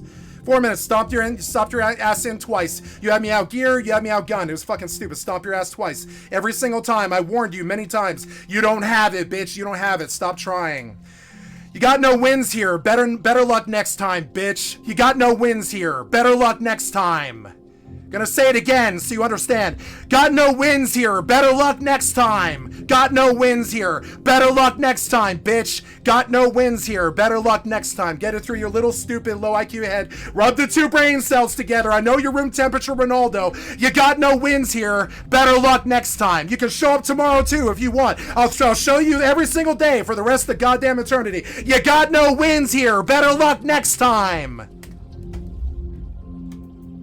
The most recent patch notes here for the PTS. Combat balancing. Made adjustments to most creatures' body part damage and VATS hit chances. Reduced the bonus damage on most weak points from 2 to 1.5. So, I would assume this is like headshots for most enemies, the belly for death claws, the legs for the mirelurks, etc. So, big nerf there, I think. You know, it was 2, it's down 0.5% now, basically, or down, you know, whatever, from 2. It's kind of hard to tell, but it's still definitely a nerf. VATS hit chance on heads, limbs, and various weak points have been reduced for most creatures. So we have a less chance of hitting enemies as well in VATS. Adjusted VATS hit chance on a few creatures' torsos. A few are slightly higher, and a few are slightly lower. This is kind of hard to say as a low health unyielding build because our perception is so high, and we just generally hit everything. But yeah, I haven't really I've done a lot of playing without low health unyielding armor as well, and I haven't noticed any. I haven't really noticed Wait, I forgot. always being able to hit torsos like less than anything else. I don't know. That's a weird one for me, but still not good. Health for body parts generally associated with benefits for crippling limbs has been reduced. In many cases, it should be much easier to cripple a creature's limb before dealing enough damage to kill the creature. So this is a good thing. Maybe we can get the Scorch Beast but not the Queen to land change. A little bit quicker. This just the concepts. That's it. About that. Combat inhibitors for robots and turrets are now generally harder to target, and damaging them will result in less overall health damage to the robot. But the combat inhibitor can now be destroyed much earlier, before the robot turret has lost most of its health. While this affects most creatures, this does not affect the EN06 Guardian and Ultrasight Terror, which would make sense.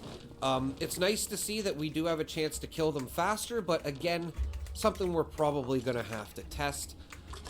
This change should most benefit, I don't know about that, VATS targeting specific limbs for the purpose of gaining the benefits of crippling a creature or destroying a combat inhibitor, as well as manually aiming at specific limbs outside of VATS.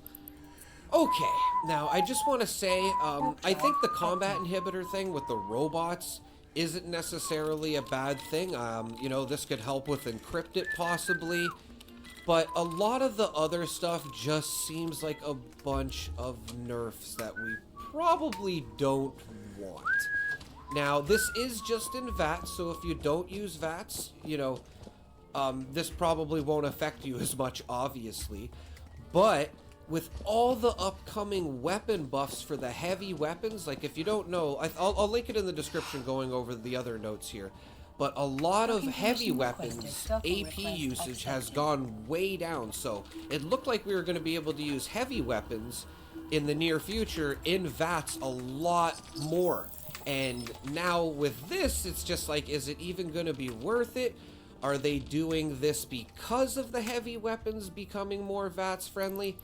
Honestly, I wish we would just not even buff anything or nerf anything. I feel like we got a good, thing going right now. If anything, maybe like start buffing weapons that actually need it. Like, we need some buffs, man, and maybe some harder enemies. Give us level 200 super mutants. The raid's coming. That's definitely a step in the right direction. I don't see why we really need to have these nerfs. Like, I just got into being a VATS, type of player build, and I'm really enjoying it. I spent many years with a heavy gunner and stabilized and never using VATS, so it's just, I don't know, I've come to like using the VATS. It's very convenient, I have to admit, which I'm sure a lot of people will agree with me, but yeah, like, man, we need to give Bethesda some feedback. Again, this is on the PTS, the public test server, so nothing is set in stone yet. Let's give them some feedback like the PTS is for. Let's try to be as nice about it as possible because, as a creator myself, I definitely appreciate constructive criticism rather than swearing at me or belittling me or just being absolutely rude, right? So I'm just throwing this out there. Let's give Bethesda some constructive criticism on this, and let's see if we can get this reverted. And again, if it's for the heavy weapons, maybe there's something else we can do. I don't know why. I feel like the change with the VATS to the heavy weapons is needed anyway. I don't see why we would have to nerf VATS a little bit because of it. This is just me thinking off the top of my head, because I really don't understand why VATS are getting such a nerf. I know people will camp spawns and kill stuff quickly, but that's just normal in a public server. Like, if they're not going to use VATS, they're going to use grenade launchers, they're going to use cremators, we're going to use whatever, you know what I mean? It doesn't matter. I feel like we should just keep it this way. This is just my opinion, of course.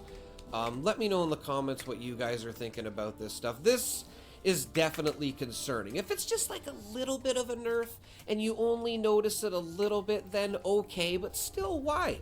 I think we're working great. Why not a buff to the assault rifle? Or even the minigun here, I think could use a little bit of a buff. I don't know, everybody. Yeah, maybe there's always maybe some reasoning behind it, right? So again, this is just on the PTS. I thought I would bring this to everybody's attention, so maybe we can give Bethesda some. Thank you, Mr. Westek. I'd like to sub to your channel. Man, this thing is harsh now. This one's harsh. Today's video is brought to you by Rocket Money. Ladies and gentlemen, have you ever looked at your bill and wondered, whoa, something's not right here? Have you ever looked at the amount of money you have in your bank account and you wondered, whoa, there should be a lot more? And then you open up the little breakdown and you realize, whoa, what's all these subscription services I've got going on?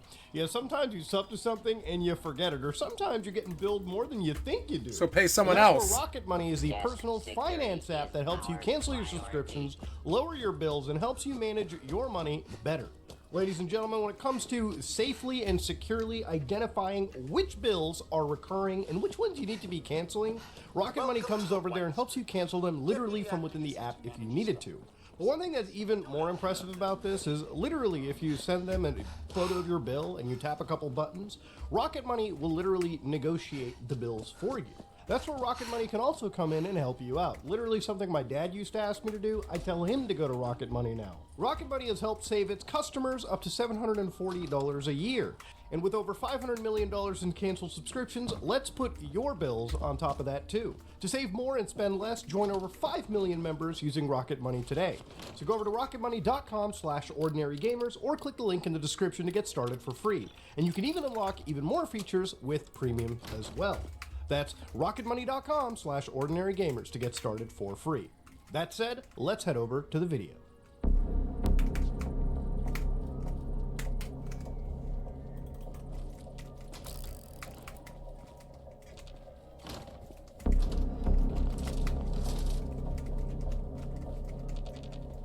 Hello guys and gals, me Mutahar, and today we're taking a look down the horrific true crime rabbit holes.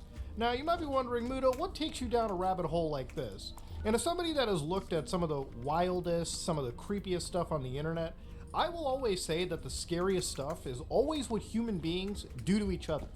So today's video is about the Setagaya family murders. So for anybody that doesn't know what this is actually one of the oldest cold cases ever. It's actually a cold case ranging back to the year 2000, where tens of thousands of pieces of evidence have been grabbed, hundreds of thousands of law enforcement officers have investigated it, and to this day, nobody has actually been captured. And it's a pretty grisly tale where literally the story really is compounded by the fact that the person left behind so much evidence at this point that normally you would expect anyone would catch them. But so far, they've basically lived the rest of their lives and will continue to, unfortunately, in peace. So in order to understand the story for what it really is, you have to go all the way back to the year 2000 and around December 30th to December 31st. Oh, it's level So 25. around the, Okay. Beginning of the new year, most people in Japan expected, yeah, you know what, this is the start of the new millennium. If you lived in Tokyo, however, you probably came across headlines that were talking about a serious case of murder occurring. So around in 12 this more hours location to go. of Tokyo, in this one small suburb Check in with the city. medics if Now you're this feeling home under the belonged weather. to Mikio and Yasuko Miyazawa, and of course their daughter Nina and their son Rei, who were literally less than the ages of 10 at the time. Now this whole family lived pretty much in peace, and around them was, just what you would expect out of any suburban neighborhood, okay? They had a park for children to play at, a skateboard park right over here, and of course, multiple parks. Now again, this is from current day, but this home remains as a testament to one of Japan's most unsolved murder cases, and one of the cases that the Tokyo Metropolitan Police have poured tons of their time, resources into. Nowadays, if you look at the actual street view for this house, it looks like an ordinary Japanese neighborhood, but again, if you look carefully at the house, what has effectively happened is a whole bunch of barricades have been put up. It's pretty much been kept there in its original condition, right? You can start to see some overgrowth take over. And the reason for those big orange gates is because, unfortunately, children do actually break into places like this. I think 10 high school children broke into it earlier. That's not to say this still isn't an active investigation zone, because it very much is. To this day, Tokyo Metropolitan Police actually want to really solve this case. Now, while footage of this house actually exists, and it was posted by the Asahi Shimbun Company, where they were actually showcasing this house in particular, you can see boxes, you can see the news media kind of covering it, and again, they're in front of a lot of the windows where, things were alleged to be broken into, right? Like the actual assailant had come in. It's a pretty scary scenario. It's a pretty, harrowing footage to watch. And of course, to understand this, there is a map that I found on the internet, and of course somebody machine translated this, so you can see a floor plan of the home. The most common account of this, the most widely recounted version, is that at one point during the night between 30th and 31st of December, so typically the moment between 11:30 p.m. and 12:05 a.m. Japanese Standard Time, so a period of 35 minutes, is when these murders had been alleged to occur. So according to this entire diagram, what happened was the assailant broke into the second floor of the house. So this small window right over here, and through this small window they navigated to the first kids' room, where the son Ray was first killed by actual strangulation. Now, of course, at one point, going downstairs, the husband, Mikio, was then murdered, and this is where, obviously there was a bit of a, I guess you could say, resistance. The actual death in this case was stabbing, and of course, at one point, a part of a sashimi knife was literally lodged into Mikio's skull. So the mom and the daughter were staying apparently in the attic, to where they were actually met up with, attacked with the broken knife, the sashimi knife, and as they were escaping, or at least moving towards the second floor, they were then fatally killed in this situation. So 3 people were murdered by a stabbing, and one person, the son, was killed by a strangulation. So a truly grisly set of murders had occurred in this scenario, and what had happened after is where the story really gets insane, where the rabbit hole really gets wild. Now, according to the Japanese Metropolitan Police investigation had come in. It's a pretty scary scenario. It's a pretty harrowing footage to watch. And of course, to understand this, there is a map that I found on the internet, and of course somebody machine translated this, so you can see a floor plan of the home. The the most like common account of this, the most like widely recounted like version, is that at one point during the night between 30th and 31st of December, so typically the moment between 11:30 p.m. and 12:05 a.m. Japanese Standard Time, so a period of 35 minutes, is when these murders had been alleged to occur. So according to this entire diagram, what happened was the assailant broke into the second floor of the house, so this small window right over here, and through the small window they navigated to the first kids' room, where the son Ray was first killed by actual strangulation.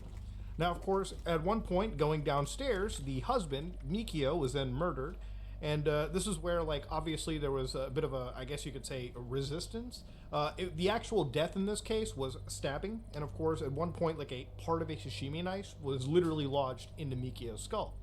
So the mom and the daughter were staying apparently in the attic, to where they were actually met up with, attacked with the broken knife, the sashimi knife, and as they were escaping, or at least moving towards the second floor, they were then fatally killed in this situation.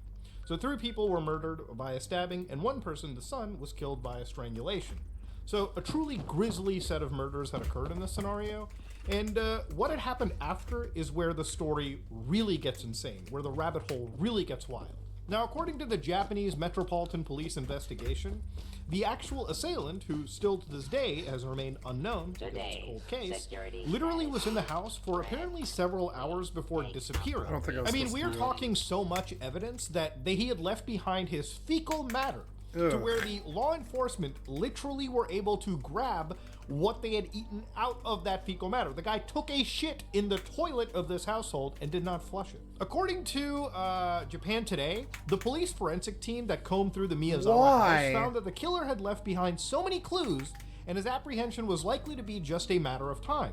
The police went so far as to determine what the killer had eaten in the previous meal. Something containing string beans and sesame seeds, known because he stayed around long enough to use the Miyazawa's toilet to have a bowel movement. So yeah, it's one of these scenarios where people were able to identify, like the law enforcement were able to look, this guy left behind evidence, and that wasn't just the worst part. He had left behind a whole set of clothes that law enforcement to this day still share in their actual write-ups of this case. So one of the actual posts from the actual Tokyo Metropolitan Police's flyer that you can view right now literally talks about the murder and robbery of a family of 4 in Setagaya. So police are still looking for the killer. So what they had said was the murders occurred just before the new year on the night of December 30th, 2000, at the residence of the Miyazawa family in 2326 Kami Shoshigaya 3 Chome. So as they describe who was murdered, literally... Thank you, some ordinary gamers. I'd like to sub to your channel. I love true crime. It's like my favorite, not my favorite thing, but it's like it's the thing that's easiest for me to track for some reason. True crime for some reason is endlessly entertaining to me. I just want to say thank you to some ordinary gamers for I mean, I've heard about this case before. I have actually. I've done a video about this case before, but I hadn't actually realized how much it kind of stuck on my mind until you started talking about it. Yeah, this killing was kind of insane for Japan, and yeah, and it's good to see some true crime stuff on from a gamer, because I'm a true crime interest gamer as well. Hell's yeah, it's good to see it. Like I told my friend Dave a couple of years ago, he was like, "What television do you watch, Kat?" And I was like, "I like murder porn." And he's like, murder porn, and I'm like, yeah, true crime. I can't put true crime down. I go home at night, like to my bed, which is 5 feet away, and I watch Law and Order. It sucks, but I do. I watch Law and Order or whatever fucking true crime cases on Netflix. It's, you know, like the Kavanaughs or whatever. Like there's so many fucking true crime fucking documentaries on Netflix, and I've watched them all, pretty much all of them. Standard howdy doody suburban family. I'm always learning about what real life people do to fuck over other people, right? Because my life was so shitty because of other people. I feel like watching murder porn is the best way to learn how to not fall victim to piece of shit humans. You know what I'm saying? And of course, like for instance, showing weakness. I won't ever do that. That's not happening. I'll show that I'm human all the time, and I'll show like, the pressure, it's annoying and it hurts my heart and all this stuff. But show weakness? No. Look like, no. I assume because that's not happening. This imagery, what it looked like on the You day wish. of, or like around that time Mr. period. Della Ripper Of course, these are only aerial likes to photography organize pieces his from steps. December 30th, Nothing 2000, else. where you can see, you know, the parks, and you can see only the skate park, you can see the various shells parks. It and was literally hills. like their house was just like the sole house in that area, right? Everyone else is like all suburbanized in this area. But Damn it, pause. Please give my regards. If you, however, what? As it, those, they, if, well, the, oh, you, now, I, that, you, the, and when I do. Oh, damn it. So yeah, I opened up Refuge Dailies, and I kind of want to do those because they're easy XP, and they do like lead you pretty quickly towards like leveling and stuff. Over comic book heroes yesterday. Aren't there more important things to worry about? My God, the fucking... I don't want to do the chat. I've done every quest in this game, every single one, all the way through to the end. I don't need to do this fucking inane chatter. It's annoying without it, but I mean, like, honestly, no, I don't want to do the inane chatter. I know. No, I want the music up. But it's nice to be somewhere not covered in dirt for once. Voice down, voice down. You're so annoying. Your inane chatter is so stupid. Like, blah, blah, blah, blah, blah, blah, blah. Like, why not just have it so if I walk up to them, I get a cool little chatter thing that I want to hear one time. You shouldn't have them, like, fire it off while I'm standing there. It's really annoying. Yeah, Sophie Wagner, blah, blah, blah. I'm going to skip all through it anyway, so it doesn't really matter if I turn those fucking voices off. It's way easier to hear the sound of my voice if their voices aren't there. Yeah, yep, sounds good, yeah. Mutual Day Abe, speak to collect 50 molded plastic, huh? Okay, well... Collect 50 molded plastic, huh? Side... Miscellaneous... Daily... Mutual Aid... And turn off the Responders Reborn. There we go. I'm going to get 50 molded plastic. Where do I go for that? Oh, yeah, you're going to show it to me? Cool. Can you do that? Oh, no. Those are NPCs you're showing me? Oh, okay, okay. 50 molded plastic. Like, how do I do that? Ooh.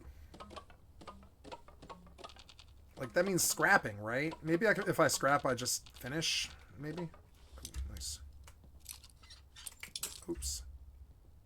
Shouldn't have cracked that bobby pin. Oop. Nice. Oh! Shit! Duh! I'm an idiot. I did not do my perks, but I mean, I haven't really been playing yet. I jumped to level 20, so... yeah, 50% more rounds. I can equip and de-equip that one. That one's so good, actually. Combat Chem. Definitely gonna do...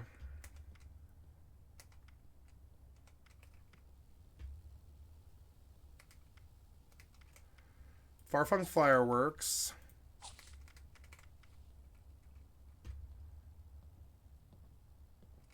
What is that sound? It's annoying. Somebody walking around. Your footsteps are annoying. I'm going to turn them off. You're so annoying. The footsteps creep me out. What? Like they're like on the floor above me. No, it's this person walking over here. Yeah, the footsteps are annoying. I don't think I want them anymore. Yeah, those sounds going off there are annoying. Get rid of them. My Asperger's, as I get older, it just gets worse. Certain fucking noise is just like fucking white noise is so annoying to me. I'm sure there's a name for this condition, but I don't care to learn it. Because I know that if I just don't have repetitive noise, I don't have to deal with it. I don't need to know what it is. I just know that repetitive noise drives me goddamn fucking crazy, like full blown crazy. And so yeah, and yeah, we just turn it off completely.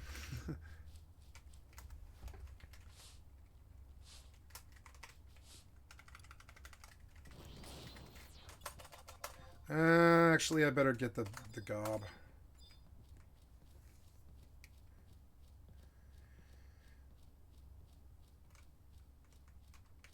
What did I put the game settings in?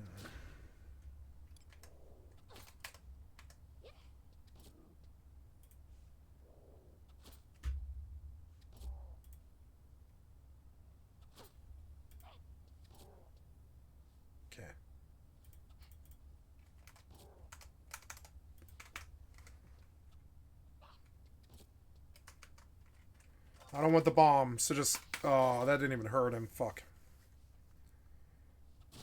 Ouch. 32, see? Kill him. Here it is. Oh, 100. You dick. No, it was 50. It seemed like a lot more. It seemed like a lot more than 50.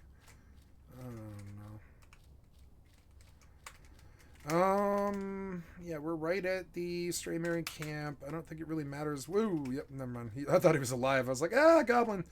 Nope. We're just gonna go right over here and sit, I think. There's no goblins that come here, right? Yeah, if I run all the way in between these two, basically.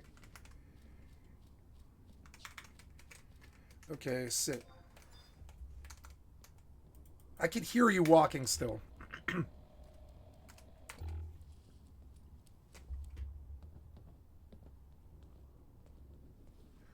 I can hear you walking still, and it's annoying me. Footsteps are at 0. They're like in the effects. Well, whatever.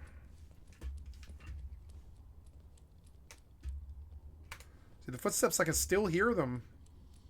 I can't totally turn them off.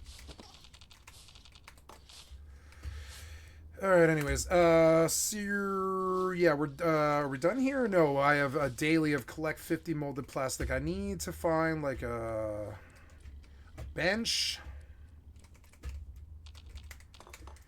Got a bench back here anywhere? I think I could turn the radio. You know, I want to start this over a little bit because I think I missed details of the case that. Today's video has looked at some of the wildest, some of the creepiest stuff on the internet. Yeah. I will always say that the scariest stuff is always what human beings do to each other. So today's video is about the Setagaya family murders. So for anybody that doesn't know what this is actually one of the oldest cold cases ever.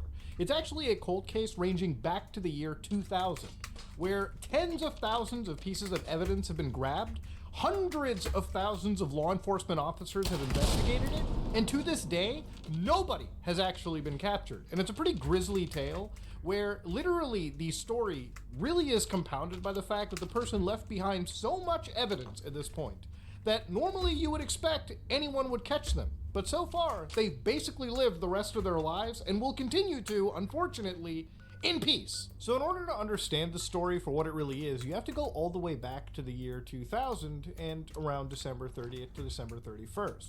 So around the, beginning of the new year, most people in Japan expected, yeah, you know what, this is the start of the new millennium. If you lived in Tokyo, however, you probably came across headlines that were talking about a serious case of murder occurring. So around in this location of Tokyo, in this one small suburb in the city. Now this home belonged to Mikio and Yasuko Miyazawa, and of course their daughter Nina and their son Rei, who were literally less than the ages of 10 at the time. Now this whole family lived pretty much in peace, and around them was, just what you would expect out of any suburban neighborhood, okay?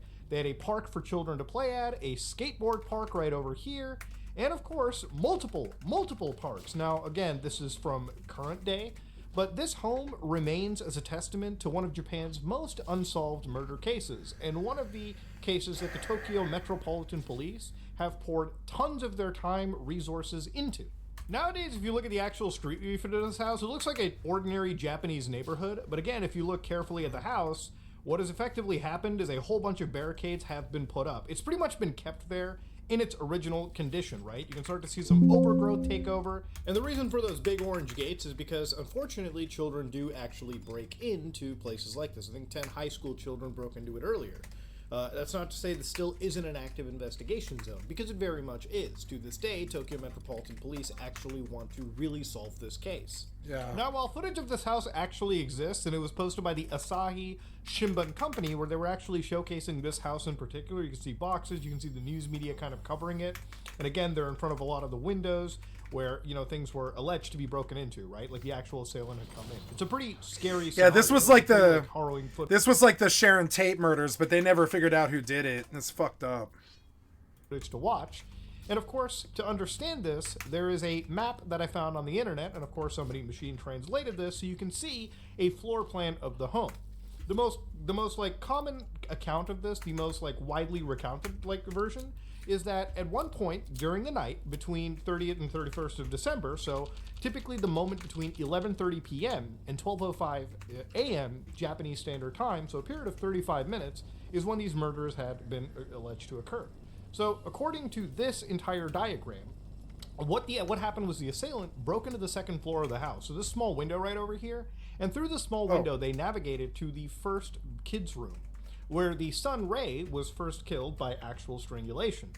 Now, of course, at one point going downstairs, the husband Mikio was then murdered, and this is where, like, obviously there was a bit of a, I guess you could say, a resistance. The actual death in this case was stabbing, and of course, at one point, like, a part of a sashimi knife was literally lodged into Mikio's skull. So the mom and the daughter were staying apparently in the attic, to where they were actually met up with, attacked with the broken knife, the sashimi knife, and as they were escaping, or at least moving towards the second floor, they were then fatally killed in this situation. So 3 people were murdered by a stabbing, and 1 person, the son, was killed by a strangulation. So a truly grisly set of murders had occurred in this scenario, and what had happened after is where the story really gets insane, where the rabbit hole really gets wild. Now, according to the Japanese Metropolitan Police investigation, the actual assailant, who still to this day has remained unknown because it's a cold case, literally was in the house for apparently several hours before disappearing. I mean, we are talking so much evidence that he had left behind his fecal matter, to where the law enforcement literally were able to grab what they had eaten out of that fecal matter. The guy took a shit in the toilet of this household and did not flush it. According to Japan Today, the police forensic team that combed through the Miyazawa house found that the killer had left behind so many clues, and his apprehension was likely to be just a matter of time. The police went so far as to determine what the killer had eaten in the previous meal, something containing string beans and sesame seeds, known because he stayed around long enough to use the Miyazawa's toilet to have a bowel movement. So yeah, it's one of these scenarios where people were able to identify, like the law enforcement were able to look, this guy left behind evidence, and that wasn't just the worst part. He had left behind a whole set of clothes that law enforcement to this day still share in their actual write-ups of this case. So one of the actual posts from the actual Tokyo Metropolitan Police's flyer that you can view right now literally talks about the murder and robbery of a family of 4 in Setagaya. So police are still looking for the killer. So what they had said was the murders occurred just before the new year on the night of December 30th, 2000, at the residence of the Miyazawa family in 2326 Kami Shoshigaya 3 Chome. So as they describe who was murdered, literally it was this family that, literally looked like they were just a standard howdy-doody suburban family. And of course, this is an image of what their house would look like, I assume because of the quality of this imagery, what it looked like on the day of, or like around that time period. Of course, these are aerial photography pieces from December 30th, 2000, where you can see, the parks, and you can see the skate park, you can see the various parks. It was literally like their house was just like the sole house in that area, right? Everyone else is like all suburbanized in this area, but these guys just have their whole area. I mean, shit, they literally live right next to this like big baseball diamond. It's crazy. So literally to this day, they have a current reward of 20 million yen. Wow. So again, if you have any actual evidence that could assist the Japanese, it's like $1 million. Again, this would be to my audience in Japan that probably have known about this stuff back in the year 2000. So I would probably say, not a good chance. You can earn up to $20 million and put 20 million yen and put somebody behind serious bars. So according to this situation, the killer left behind a lot of things on the scene. So what the police were able to say was the killer was relatively young, based on the clothing, around 170 centimeters tall, wore large-sized clothes, wore a pair of 27.5 centimeter sized shoes, and then of course was slim and was probably right-handed. So based on the blood stains taken from the scene, yes, there was blood actual evidence, the killer is almost male, the blood type is 50. Type A, and he probably injured his hand during the commission of the murder, but the wounds may have disappeared by now. His body shape may have also changed over time.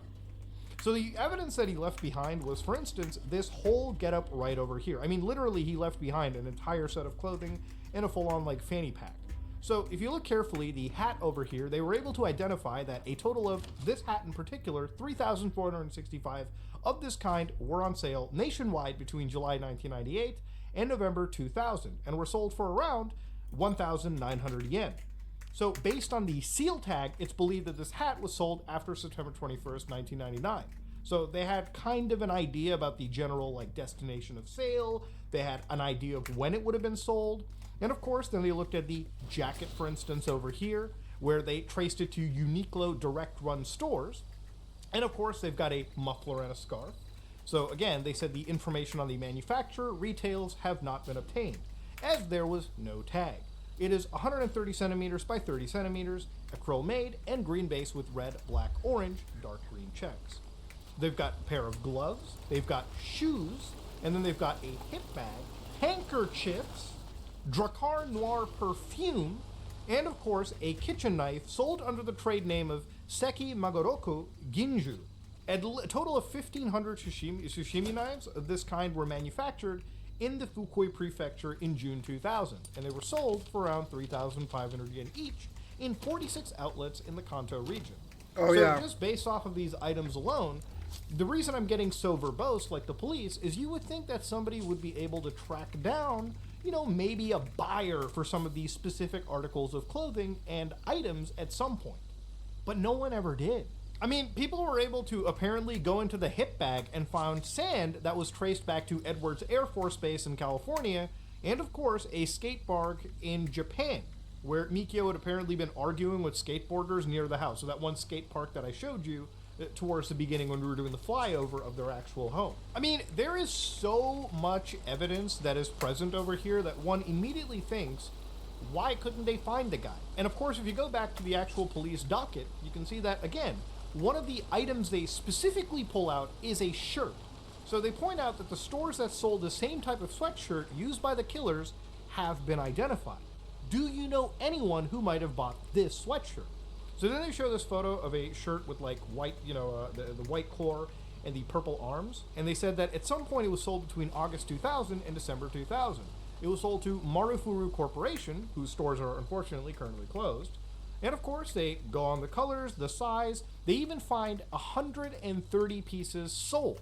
Purchasers for 12 of those have actually been identified. I mean, that's how cold this case has gotten, where we're looking at the purchase records of these shirts and trying to identify who it could be based off of that. I mean, they were able to identify sales in actual regions, like down to the specific count. That's how far this investigation had gone.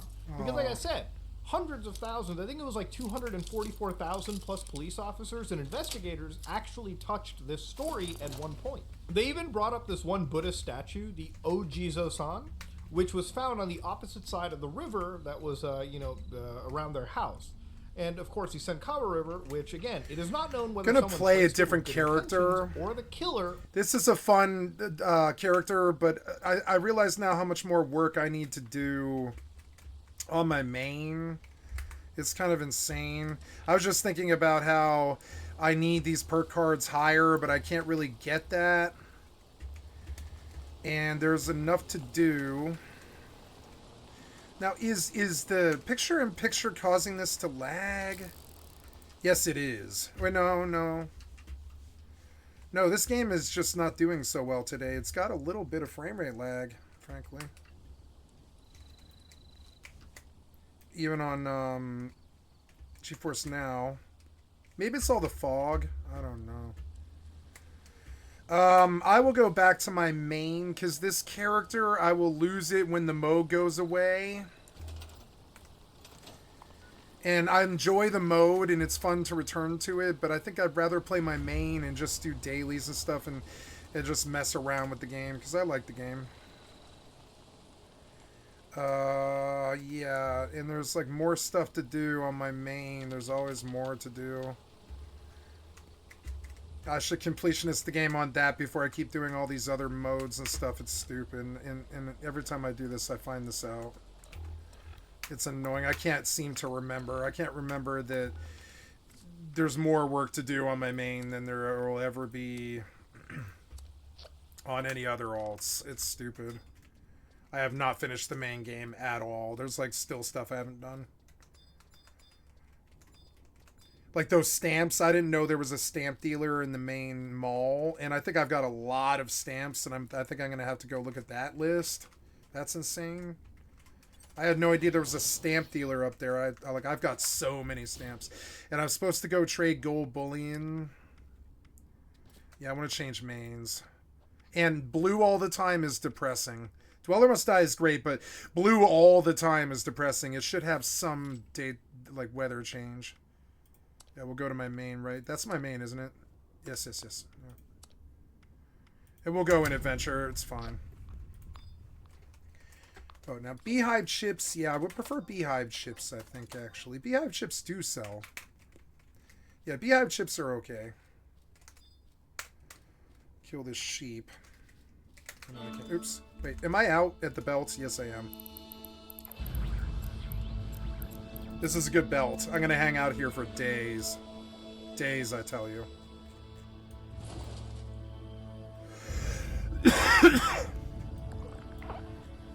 Days, I tell you. Days.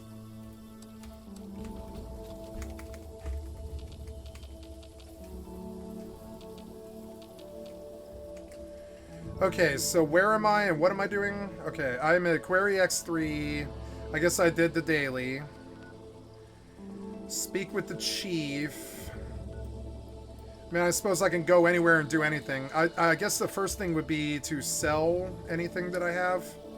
Yeah, I'm like full, so I guess we'll go do that. I want to go to the mall is what I want to do.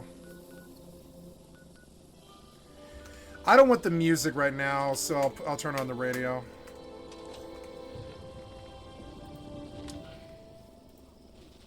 What was that sound?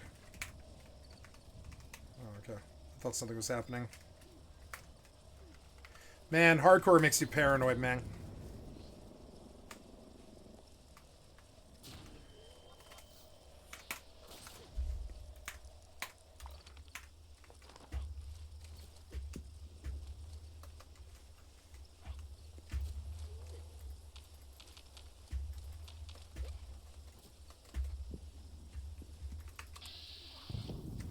Oh, the frames are so much better.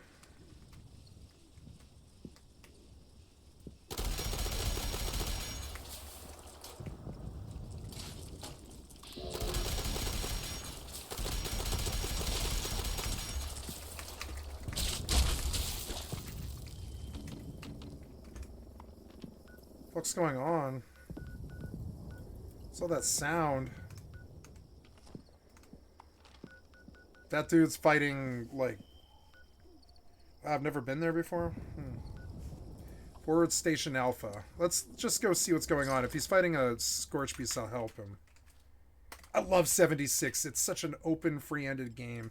It doesn't ever tell you, you have to do this quest to go do something. You can do whatever you want.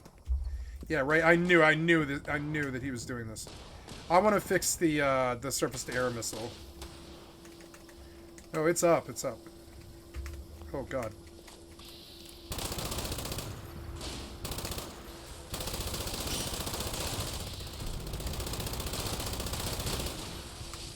Oh. I knew it. I knew it was going to be a fucking Assaultron. I knew there was going to be a Assaultron in there somewhere. Or something stupid. Fucking Assaultron's a problem.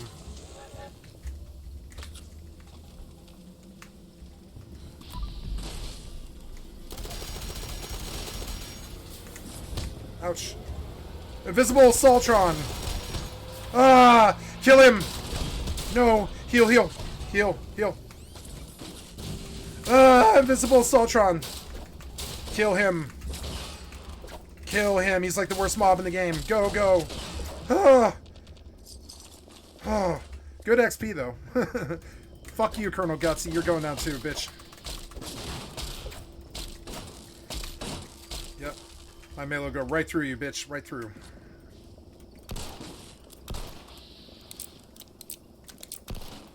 What?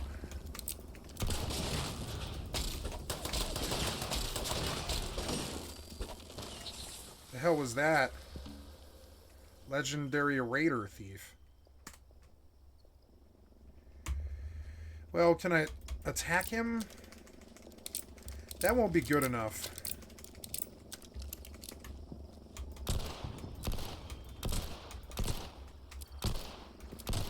How does this work?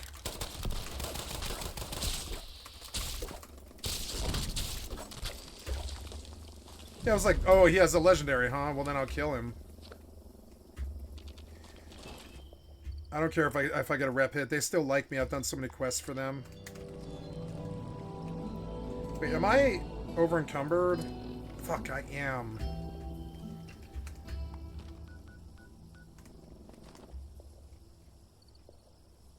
Oh, ballistic. Since I'm here, I need to look for, since I killed everything, I need to look around for ballistic fiber, which is really good at these places because there's ballistic weapons ammo caches here. I don't know where, like, this guy might have looted them. There's one. See, military ammo bags. They have good stuff to repair your armor.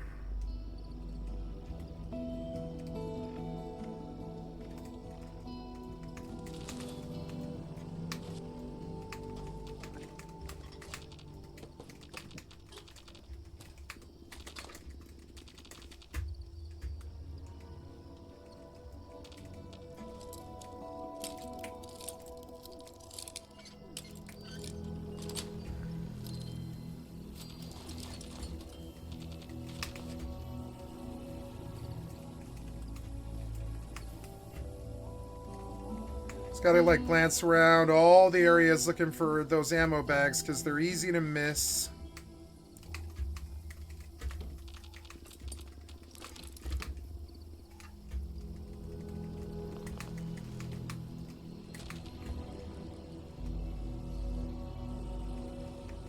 Army helmets also ballistic fiber, I think.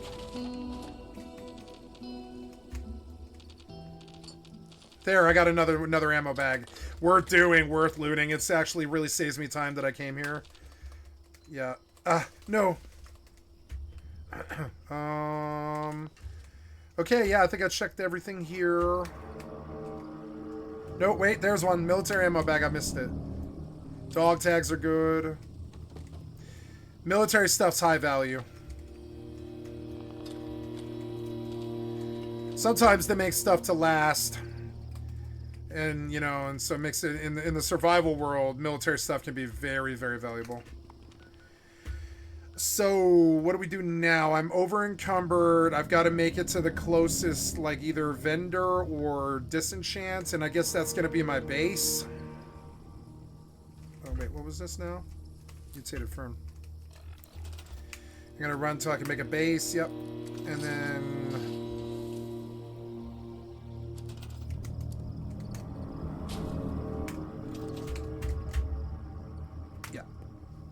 And I think I've probably got the stuff to make benches now.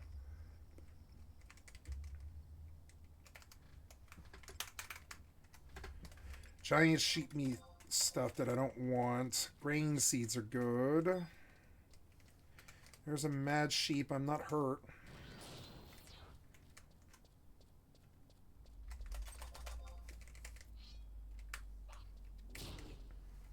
Okay. And, oh, I'm at the Bez. I should mine and go back towards my station here, line 2.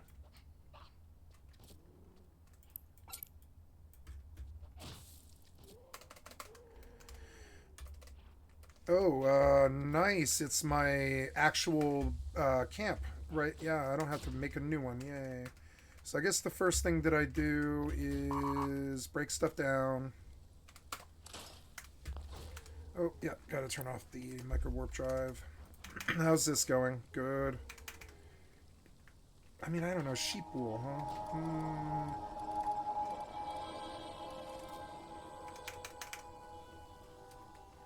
Just kill him because I gotta sit anyways.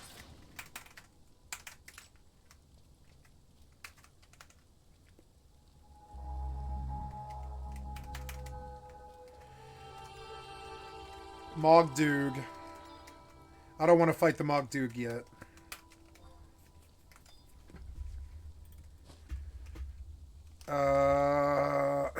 Yeah, ballistic fiber scrap is good.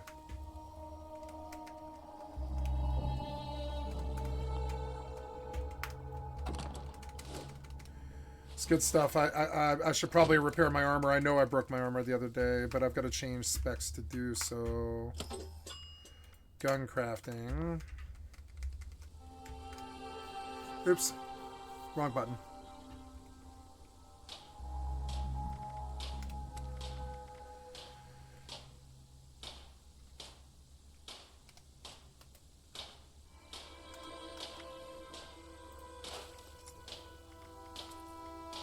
So I am in here to try and repair these. Yep. No wonder I'm taking so much damage. I'm like, I'm taking so much damage, and it's because my armor is worthless.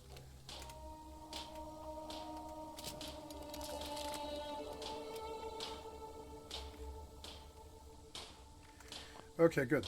Now...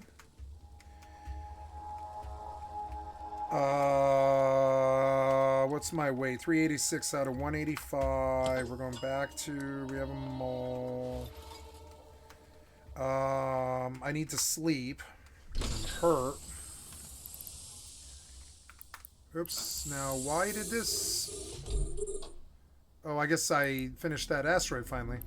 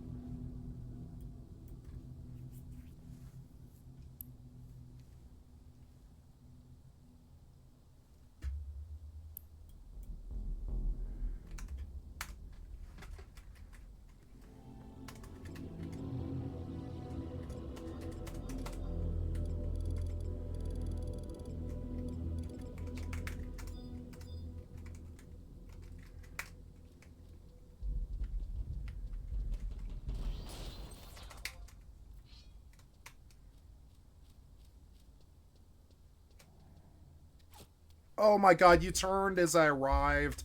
You cheater.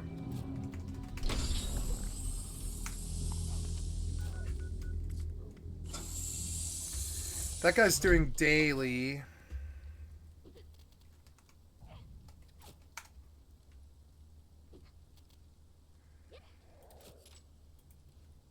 Full. Son of a bitch. I waited too long.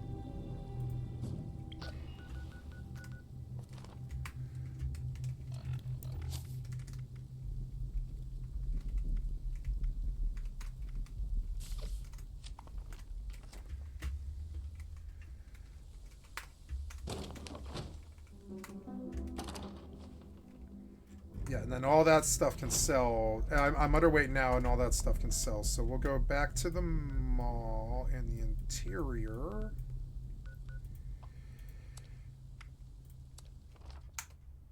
Okay, I am full health.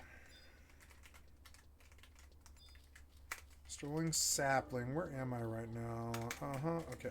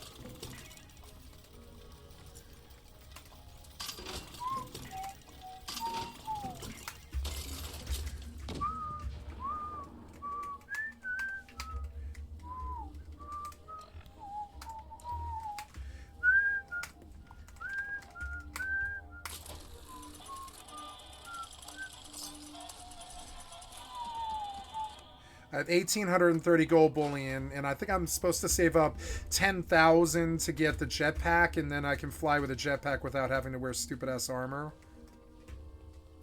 I need to check how many rounds I have for my... 7 mini nukes isn't enough. Oops, I'm in the wrong set, though.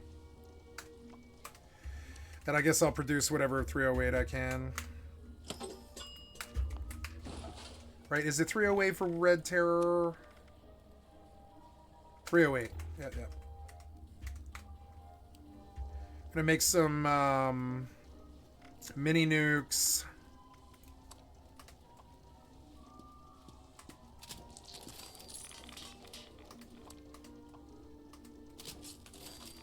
Good, and then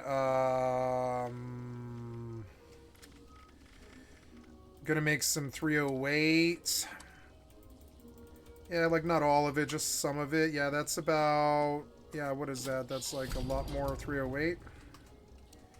Okay, my weight is 311 out of 185. I've got to change spec again, and my weight is now 126 out of 270, which is really fucking good. I guess I have cards now that let me carry explosives, and they weigh basically nothing. And I'm going to start using mini nukes a lot more because they're far more entertaining. And I guess I get to make more mini nukes than I originally thought. Nope, I have to go make sure that I have... I want to make sure this spec is good too, because I might have switched things. Let's see. Yeah, I need Super Duper, and to do what I'm doing is Super Duper and Ammo Smith. Yep. And so we're gonna mass produce fucking mini nukes because they're like the best thing. We'll put any extras in. I don't want to use like all of my adhesive. Yeah, I have some adhesive left. That's good. I was like, ooh, I'm getting kind of greedy. Yep. What's my weight at now? I don't know. Let's go see.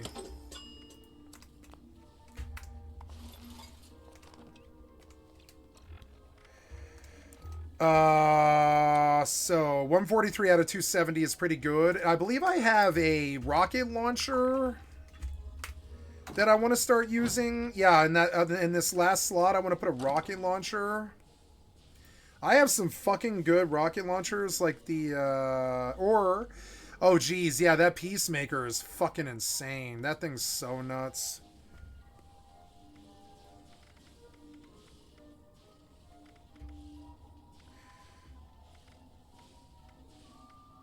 Oh no, where's my rocket? My boomstick, there it is. Then the boomstick weighs nothing, and neither does the, neither does the rockets, I don't think. So now we can, like, take a lot of missiles with us, because I probably have a lot of them. Yep. So let's take, like, 50 rockets or whatever. Or 60, I think. Yeah. Yeah, and then we come back and we put the rest of this stuff away. Right now, well, yeah, and it costs me nothing in terms of weight. I can carry a rocket launcher now, which is fucking tight. So we're gonna go to ammo. 45. Yeah, I need 45, but I don't need this much of it.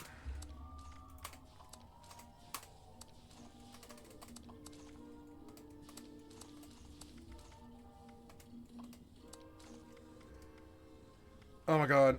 Yep, and then I need some railway spikes, I guess. I might have to make some. Yeah, I need to, like, do some railway spikes here. So, go back to the original gun crafting spec and make... Oh, yeah, gotta, I'll just open on this sapling and then he'll take his seed.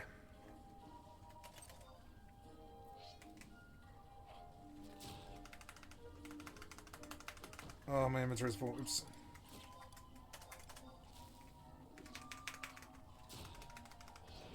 Nice. Those grain seeds will pay for all this. So... what do I do? I break any weapons that I have that are extra, like that fire axe. Yep, and I take a look at binding this rocket launcher that I got. Boomstick. This is a good weapon.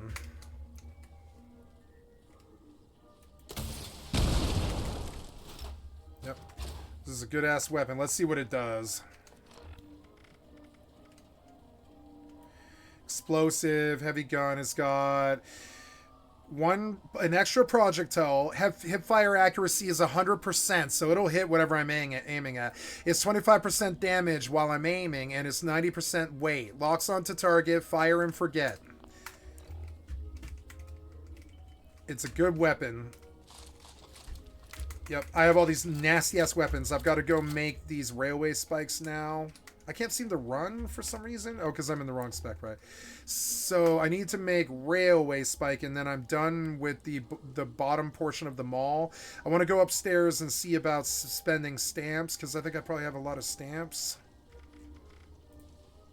Ammo, railway spikes. We'll take times 5, huh? That's 100, 200, 300. I'm a little bit lower on steel, but that's okay. Yep. Okay. Yes. Yes. Set the fucking thing. Yes. Make it. Yes. Make it. Thank you. Okay. 710. That's perfect. Now my weight is. Let's see. Okay, my weight is 159 out of 270. That's good. That's pretty good. I just sort of glance at my spec here. Oop, more money. Okay, so we're going to set you down to heal.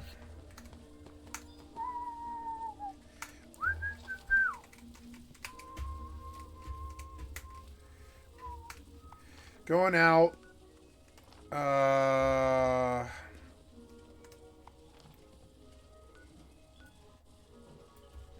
Don't know where. Oh, I'm going upstairs. Yeah, and the fastest way to do that is right over here.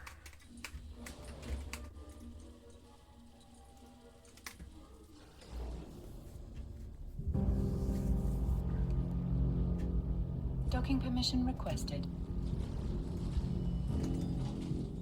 Docking request accepted. Now that I don't have to think that much anymore. Or, well, I guess I do, kind of. Music's too loud.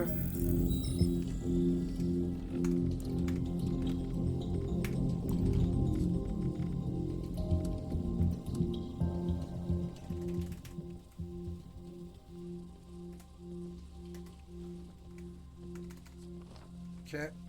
While I'm here, I want silence. I mean, the music's good, but it's a little fast, a little angry. I am looking to talk to the robots in the bar. That's not... Ooh, look at all that. That's good money. Yeah, those will sell and break down well. Those are all worth like 10 caps or something each. There's like 100 caps like lying around and shit. Open. Damn it. Oh yeah, the railway spec machine is loud.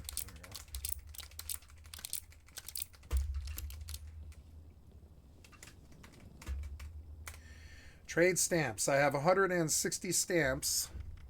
Mystery bobblehead box. Plan for roulette paint. Plan for apocalyptic farmer headwear. Plan for apocalyptic farmer outfit. Plan for aquarium pillar. Aquarium pillar is an option. Aquarium whale display. Aquarium pillar. Maybe it just sucks. Maybe it's just a pillar. Atlantic City card tables. Atlantic City. Ooh, card tables. Ooh. Can you gamble at the Atlantic City card tables? Because that would be good. Atlantic City mechanical derby game, Atlantic City roulette table, Atlantic City sign, Atlantic City slot machines, auto axe burning mod. What's an auto axe? That one's 500. Auto axe burning mod, auto axe electrified. Oh, ooh, so I might actually look into this, but I need more stamps. Plans, civil engineer aerodynamic armor, civil engineer biocom mesh armor. Ooh, chem duration, negative 10% power attack action points, civil engineer braced armor arms, 40% chance to block melee attacks. Wow, 40% chance to block melee attacks is actually crazy. That's actually, that would reduce so much of the game's damage. Civil engineer buttressed armored legs, civil engineer buttressed armored something or another. Cushioned armor, legs, buttressed armor, 20% fall damage, negative 10 action point cost for sprinting. That one's really good. Civil Engineer, deep pocketed armor, Civil Engineer, deep pocketed armor, Civil Engineer, dense armor torso, armor arms, armor legs, armor torso, jetpack armor. Plan Civil Engineer jetpack armor. That's the one I want. It's 300 stamps. I don't have a lot of stamps because I think you have to run their fucking Atlantic City ones, and I don't want to run that.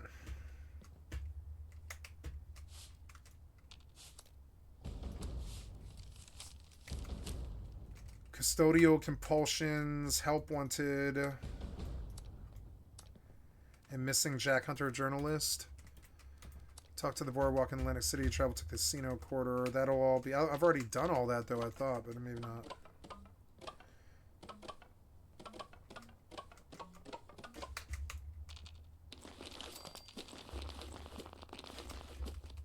Just gonna look at my perks here. Good. Oh, yeah, I'm on a team, right? Yeah, I'm on a team. But I want to see... Enemies killed. Enemies killed in melee, but I have 32% chance. I want to rank up, but I can't.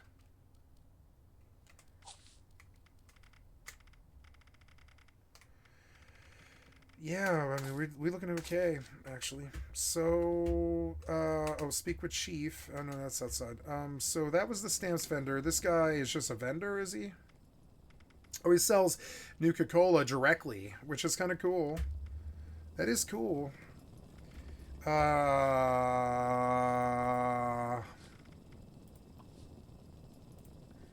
I'm just gonna kind of look through here in the stack weights for anything heavy like water, Mongol dog meat, sure. 15 bowling pins, yeah. Purified water, 54 caps worth. Standard left arm, standard right arm. 5 nuclear key cards, I'll take them, sure. Glowing meat. Beer, whiskey. Stim packs, but I'm okay on stim packs. Food. I suppose I should eat some of this, actually, before I sell it all. Food is for caps.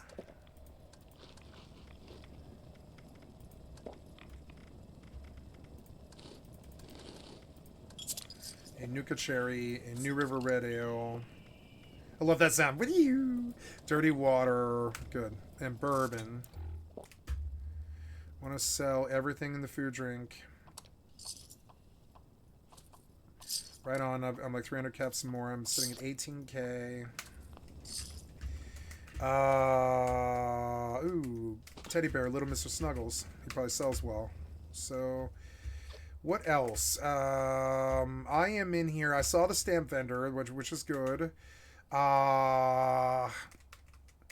Custodial compulsions. Talk to Jeremiah Hopkins about travel to Atlantic City. Daily cup squatter. Speak with the chief. So I want to make that one about speak with the chief. Oh, talk to Jeremiah about travel to Atlantic City, but I don't want to. That guy has a lot of plans. Maybe I should go look at his base because I'm only 1 cap away. Let's go see. Bez. Nice. 76 is Bethesda's good MMO. ESO isn't shit compared to 76. There's so much more content, good content, in 76 than fucking ESO. ESO's content slags on, and it's always like, run this dungeon and get better at doing the same thing 300 fucking times. 76 never really feels like you're in the same place almost ever. Maybe the mall. But yeah, like the malls, like you kind of come back to the mall a lot. But other than that, like there's really no like other place that you come back to very much like that often. Your base and the mall. I like this base. It's dope. Nice and spacious. Ooh, look. Oh, I could crack his sanctuary, but it might piss him off. I am here to look for a vendor, which is presumably outside? Yeah. Nice. Free water, too. I like that. Alright, what you got here? We got plans for Goliath. I want you to sort by caps, and we're just going to buy from the bottom anything that we don't know. I'll take that.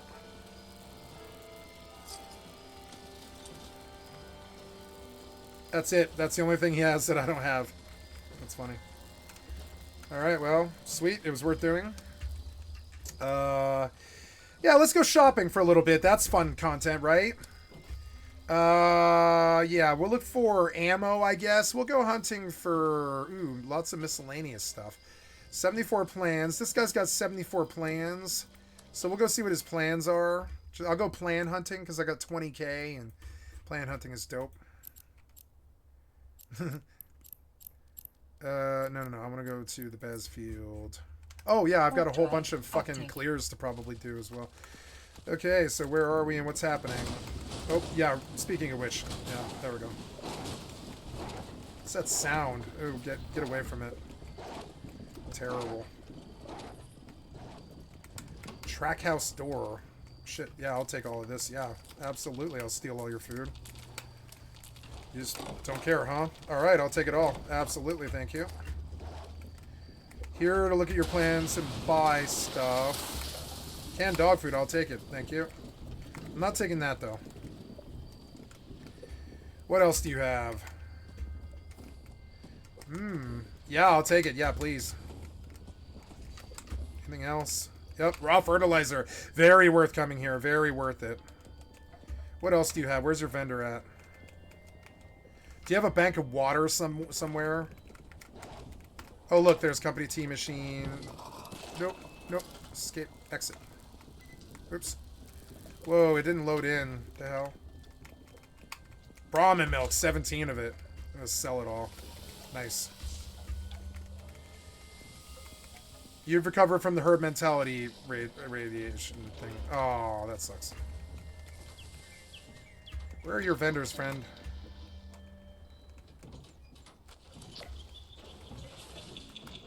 Ooh, mystery candy. I wonder what it does.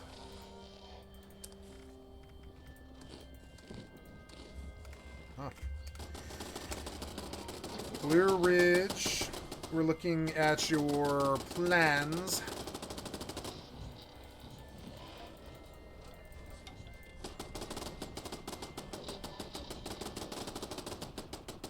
Where are your plans? No, here we go. Oh, look, he's got good plans. Alright, we're going to buy from the bottom. Cheapest thing that we don't have. Something blew up. Condemned notification sign. We'll buy 2 of those since they're cheap. Plans for wise Mothman throne. I'll buy one of those, yeah.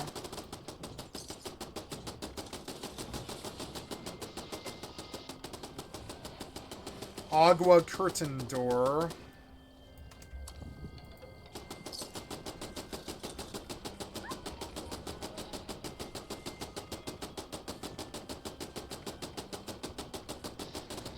Atomic set limited handbag backpack.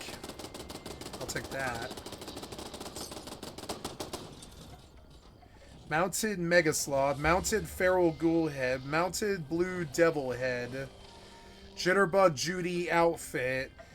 Plan Colossus plushie.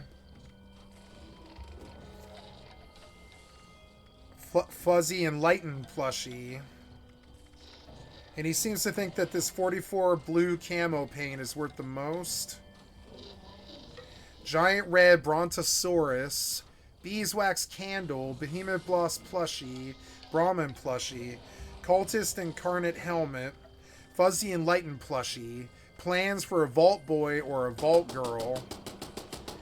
Maybe I should buy this 44 blue camo paint. But I don't think it's worth that much, is it? I don't even use 44s that much. Oh yeah, 44 blue camo paint might be really good, actually. I mean, but 5,000 caps, you know? But I don't know, fuck it. Yeah, fuck it. I bought his blue camo paint. I think he's right. This guy's gonna be happy I visited. Notes. There we go. 44 blue camo paint. That was a valuable plan. It was. Atomic set limited handbag backpack.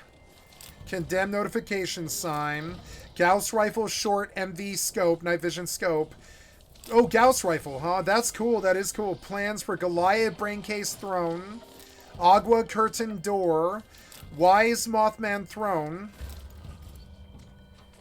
Fun. This was fun. And I got some stuff to stick in my vending machine, too, that I can probably, like, make recaps for, you know? I don't want to go in there. No, no, no. So, yeah, I robbed this guy, took everything he had, and in return, I took 9,000... I spent 9,000 caps because he had everything I wanted, you know? Nice. So, now, we're done shopping because I blew 10 grand like it was nothing. Gonna go out now and take a look at what other stuff I have for dailies. I wanna focus on a daily, which will be like, data, daily, playtime. Berkeley Springs, collect Mirelurk meat. Let's do that one and show it. And then we'll say, make only this active and take me to Highland Marsh. Yeah, that's cool. Yeah, we'll do that. All right. Gonna jump this sapling and rob him. Nice, one shot. I didn't get any XP or any loot. Oh, I got vegetable seeds, which is good, but yeah, maybe I should stack vegetable seeds, huh? No. Vegetable seeds don't drop enough. But grain seeds do. Could get sheep link. I want to try the sapling. I'll just open up on him with bow. Yep. Mirelurk Queen. That's not too good for me. Well, first of all, get stealth. And, yeah, we'll take her on, but, I need her meat. This will be a tense fight, guys. Get ready. I don't know. The sprouts? No, probably the shell.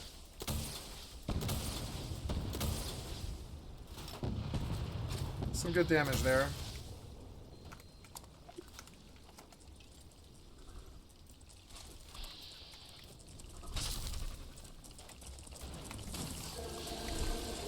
Why am I reloading? Come on, I should have reloaded before. God damn it. This is gonna suck. Okay. Nice, I hit her though. Please swing! Please swing. Please swing. Gotta heal. Nope, nope, run, run, run, run. Oh, run. Okay, so what do? We run really far, and then we daisy cut her. Come on, man. Why are you always reloading? You're so annoying. Yeah, fuck you guys. Mirelurk Deep King is almost worse than the fucking Mirelurk Queen, so gotta kill him. Come on. Pound, pound, pound, pound, pound, pound, pound those meds. Yep. Okay. Dose up.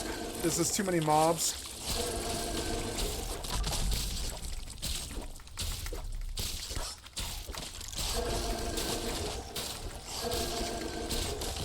Fucking deadly Mirelurks and shit. Fuck. Come on. Alright, where's the queen at?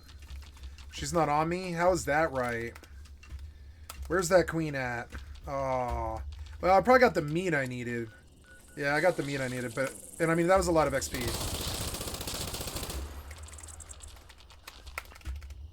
What's in there? What's that sound? Oh, nice, yeah.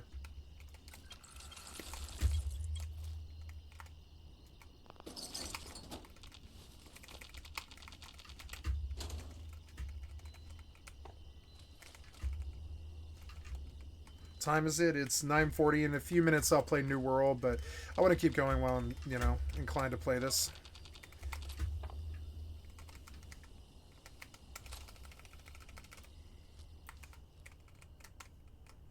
This house is like over like grown. I'm gonna turn off the classical radio.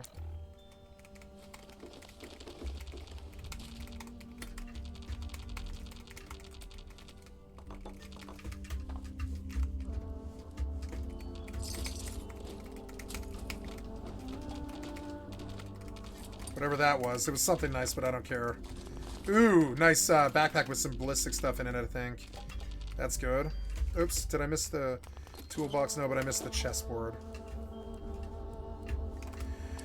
So, investigate the shack. We'll go try that. Yep, see what the fuck that is. Oops. I think I'll probably break down. Or, I don't know. Yeah, I'll probably break down, yeah. Break down! 40 caps every time I do that, but I'm rich, so who cares, right?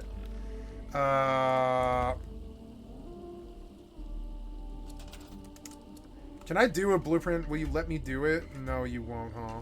Fucking so annoying.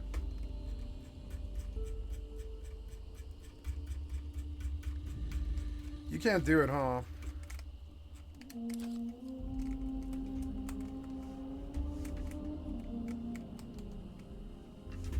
Yeah, it's like too hard to do these blueprints. It's like too annoying on the terrain. You need like flat land. It's fucking annoying. Well, anyways.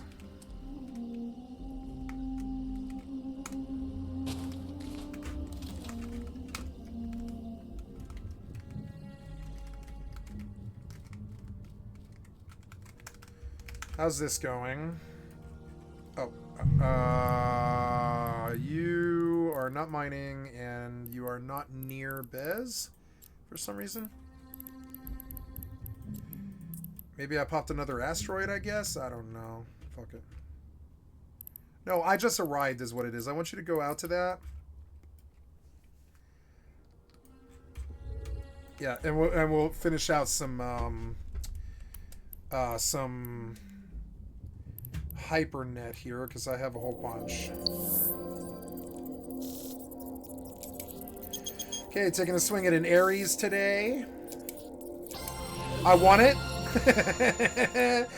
Yeah, six mil. I'll take it. Yeah, I like the Ares bet. I'll take another couple of swings at them. Yeah, the Ares bet's good. Yeah, I'll take a couple of those Ares bets. Actually, I'll swing 3 because they're cheap.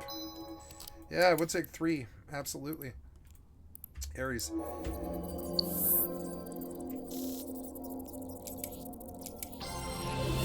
Won a Caracal Navy. Nice. Caracal Navy. Nice. Yeah. Okay, I'm here at the thing now.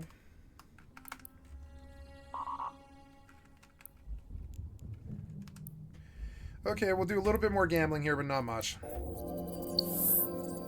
Take another swing at another Caracal Navy. I won both of them. 3 in a row, baby! Yeah! Listen to my fucking pockets! Get fat or alive, bitch! Woo! Claim your item.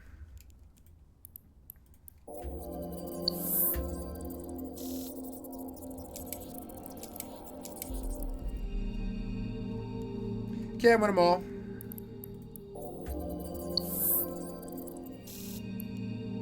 No cheetah. Take a couple more swings at cheetah since I didn't get that one. I'll take a couple more swings. It's a good ship. Yep. Cute little ship. Okay, and so yeah, that'll conclude my gambling business for today, I think. I'll do some more gambling. What's my money at? Hey, look, the same 200 mil that I spent yesterday on gambling is all back anyways from all the residual income from days before. And I could just blow another 200 mil, so I guess I will. I'll buy a page. Yeah, we'll buy a page, look. Yeah, I'll take a swing at a Coveter. Heretic. Fleet issue. Caracal Navy. Hawk. Jaguar, Buzzard, Kitsune, Purifier, Crusader, Malediction. Crow. We'll take a bigger swing at the crow. Take a half swing at the crow. It's cheap. Took a swing at a crow today. It's a good ship. Won it on the 50-50. I paid 16 on a 22. I mean, it's not that good, but I mean, I won the ship. It's still cheaper, and I can just fling it right back for more money. So, you know, sold. We'll kind of glance at other stuff that I have pending. I don't know. Like, there's a lot sitting down here. We'll take a look at the, what else has been, like, on the docket. I think, look, I am a fucking HyperNet fiend. You can see it. I have, like, I've got 37 active right now. Master at Arms, Cerebrals with 1 bets. We're looking at the 7-8, 7-8, 7-8, 7-8, 7-8, 7-8, 6 of 8. We can inspire this one to go, but it's a losing proposition for me to continue to bet on it. 6 out of 8s, maybe those do a little bit better over the next 28 hours. I think that's enough time to see if people want to buy Master at Arms and stuff. But some of these may not have sold. It's unfortunate. Purifier, Retriever, Psyfleet issue. The Retriever, I want to put a 1 bet on it and see if people get interested.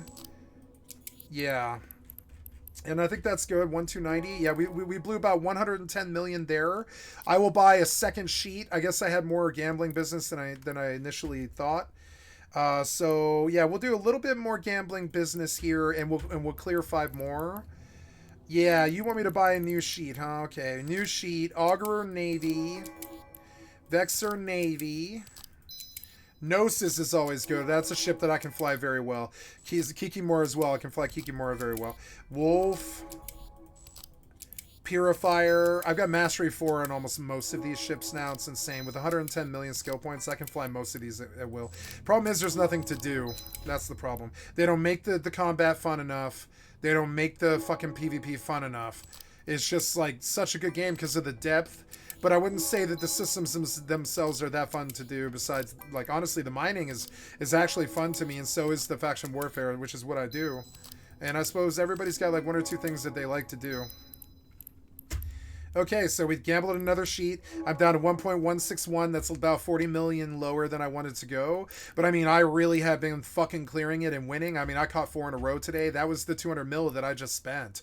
I've already won today 200 mil, so, I mean, who cares, frankly? Skip. I didn't get the Domovic, unfortunately. Nice Domovic. Yeah, we take another look at Endurance. Endurance. Come on, Endurance. I can use that. Nope. That's okay. It's a nice cheap swing. 8 mil. I didn't get it. Oh, well.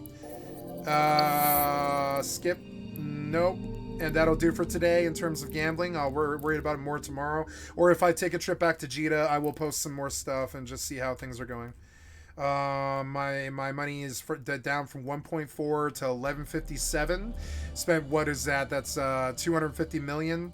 That's okay because, you know, I bet I log back into 1.4 again, you know. So, and when it all sells out, it's like another bill, you know. But I just keep gambling.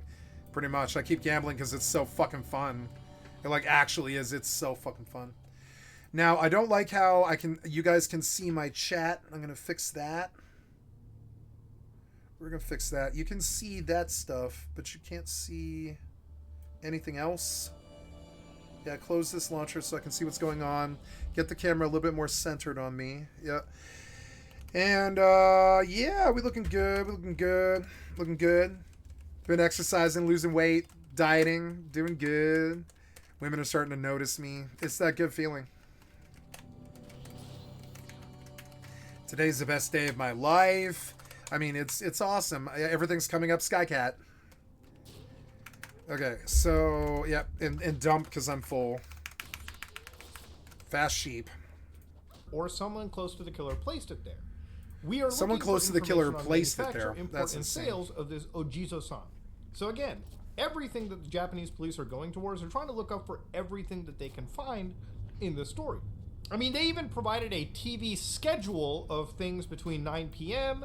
to 11 a.m. between December 30th and December 31st, okay? Does this remind you of anything strange? And again, It's all what the Japanese police or the Tokyo police have really tried to put out in order to find this one killer. Now, one thing the Tokyo Metropolitan Police will proudly say is no matter what, the department will never give up until this case is solved, because it caused such a national fervor. Yeah, this one was a big case that speaks to their competence. So again, even looking further into this, beyond all of it, the police had even come across not just the actual like contents of what this person ate in their fecal matter, they looked through the blood, but they also identified some of the items were purchased in a local region. So the entire night of the murder, it was estimated that the guy had remained in the house for either a period of 2 or maybe 10 hours. And the reason they had figured this out was apparently the family computer had connected to the internet at one point. Now, after the murders, the assailant literally was in the house. He drank around 4 bottles of barley tea, had some melon, ate some of the ice cream around, literally also used the toilet, which is how the fecal matter was left behind because they never flushed their feces down. And of course, they also literally used the first aid kits and, sanitary septic products in order to treat a wound that they apparently had. The wound that I would assume would be on one of the hands. So they even apparently may have taken a nap at some point on one of the sofas in the second floor living room. Now, whether this is true or not, it's really hard to figure out. And there's plenty of podcasts that are available that kind of touch upon this a little bit. One of them notably being the Faceless podcast, which is literally several episodes that cover this entire situation, right? This grisly case. Now, the reason why people were kind of looking at how long they stayed in the house was because of the times that, Mikio's computer had connected to the internet. So in this entire situation, the killer was lingering at the crime scene, and according to the police at the time, he surfed the internet on Miyazawa's computer. And also, again, alongside raiding their fridge for the barley tea and the ice cream and shitting in their toilet, he was at the place, right? And he left behind, again, not just his fingerprints, but also DNA in the form of blood and feces.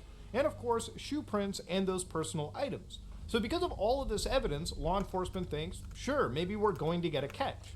But what they didn't have at the time, apparently, was witnesses. And I believe there were only about 2 witnesses out there.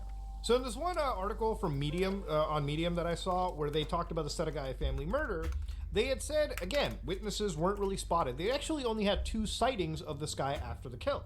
The first one apparently came from a woman who claimed that she was near the crime scene driving a vehicle, sometime after 11:30. Suddenly, she spotted a man who rushed out of the Miyazawa's house neighborhood and jumped before her car. He managed to evade her vehicle and ran away.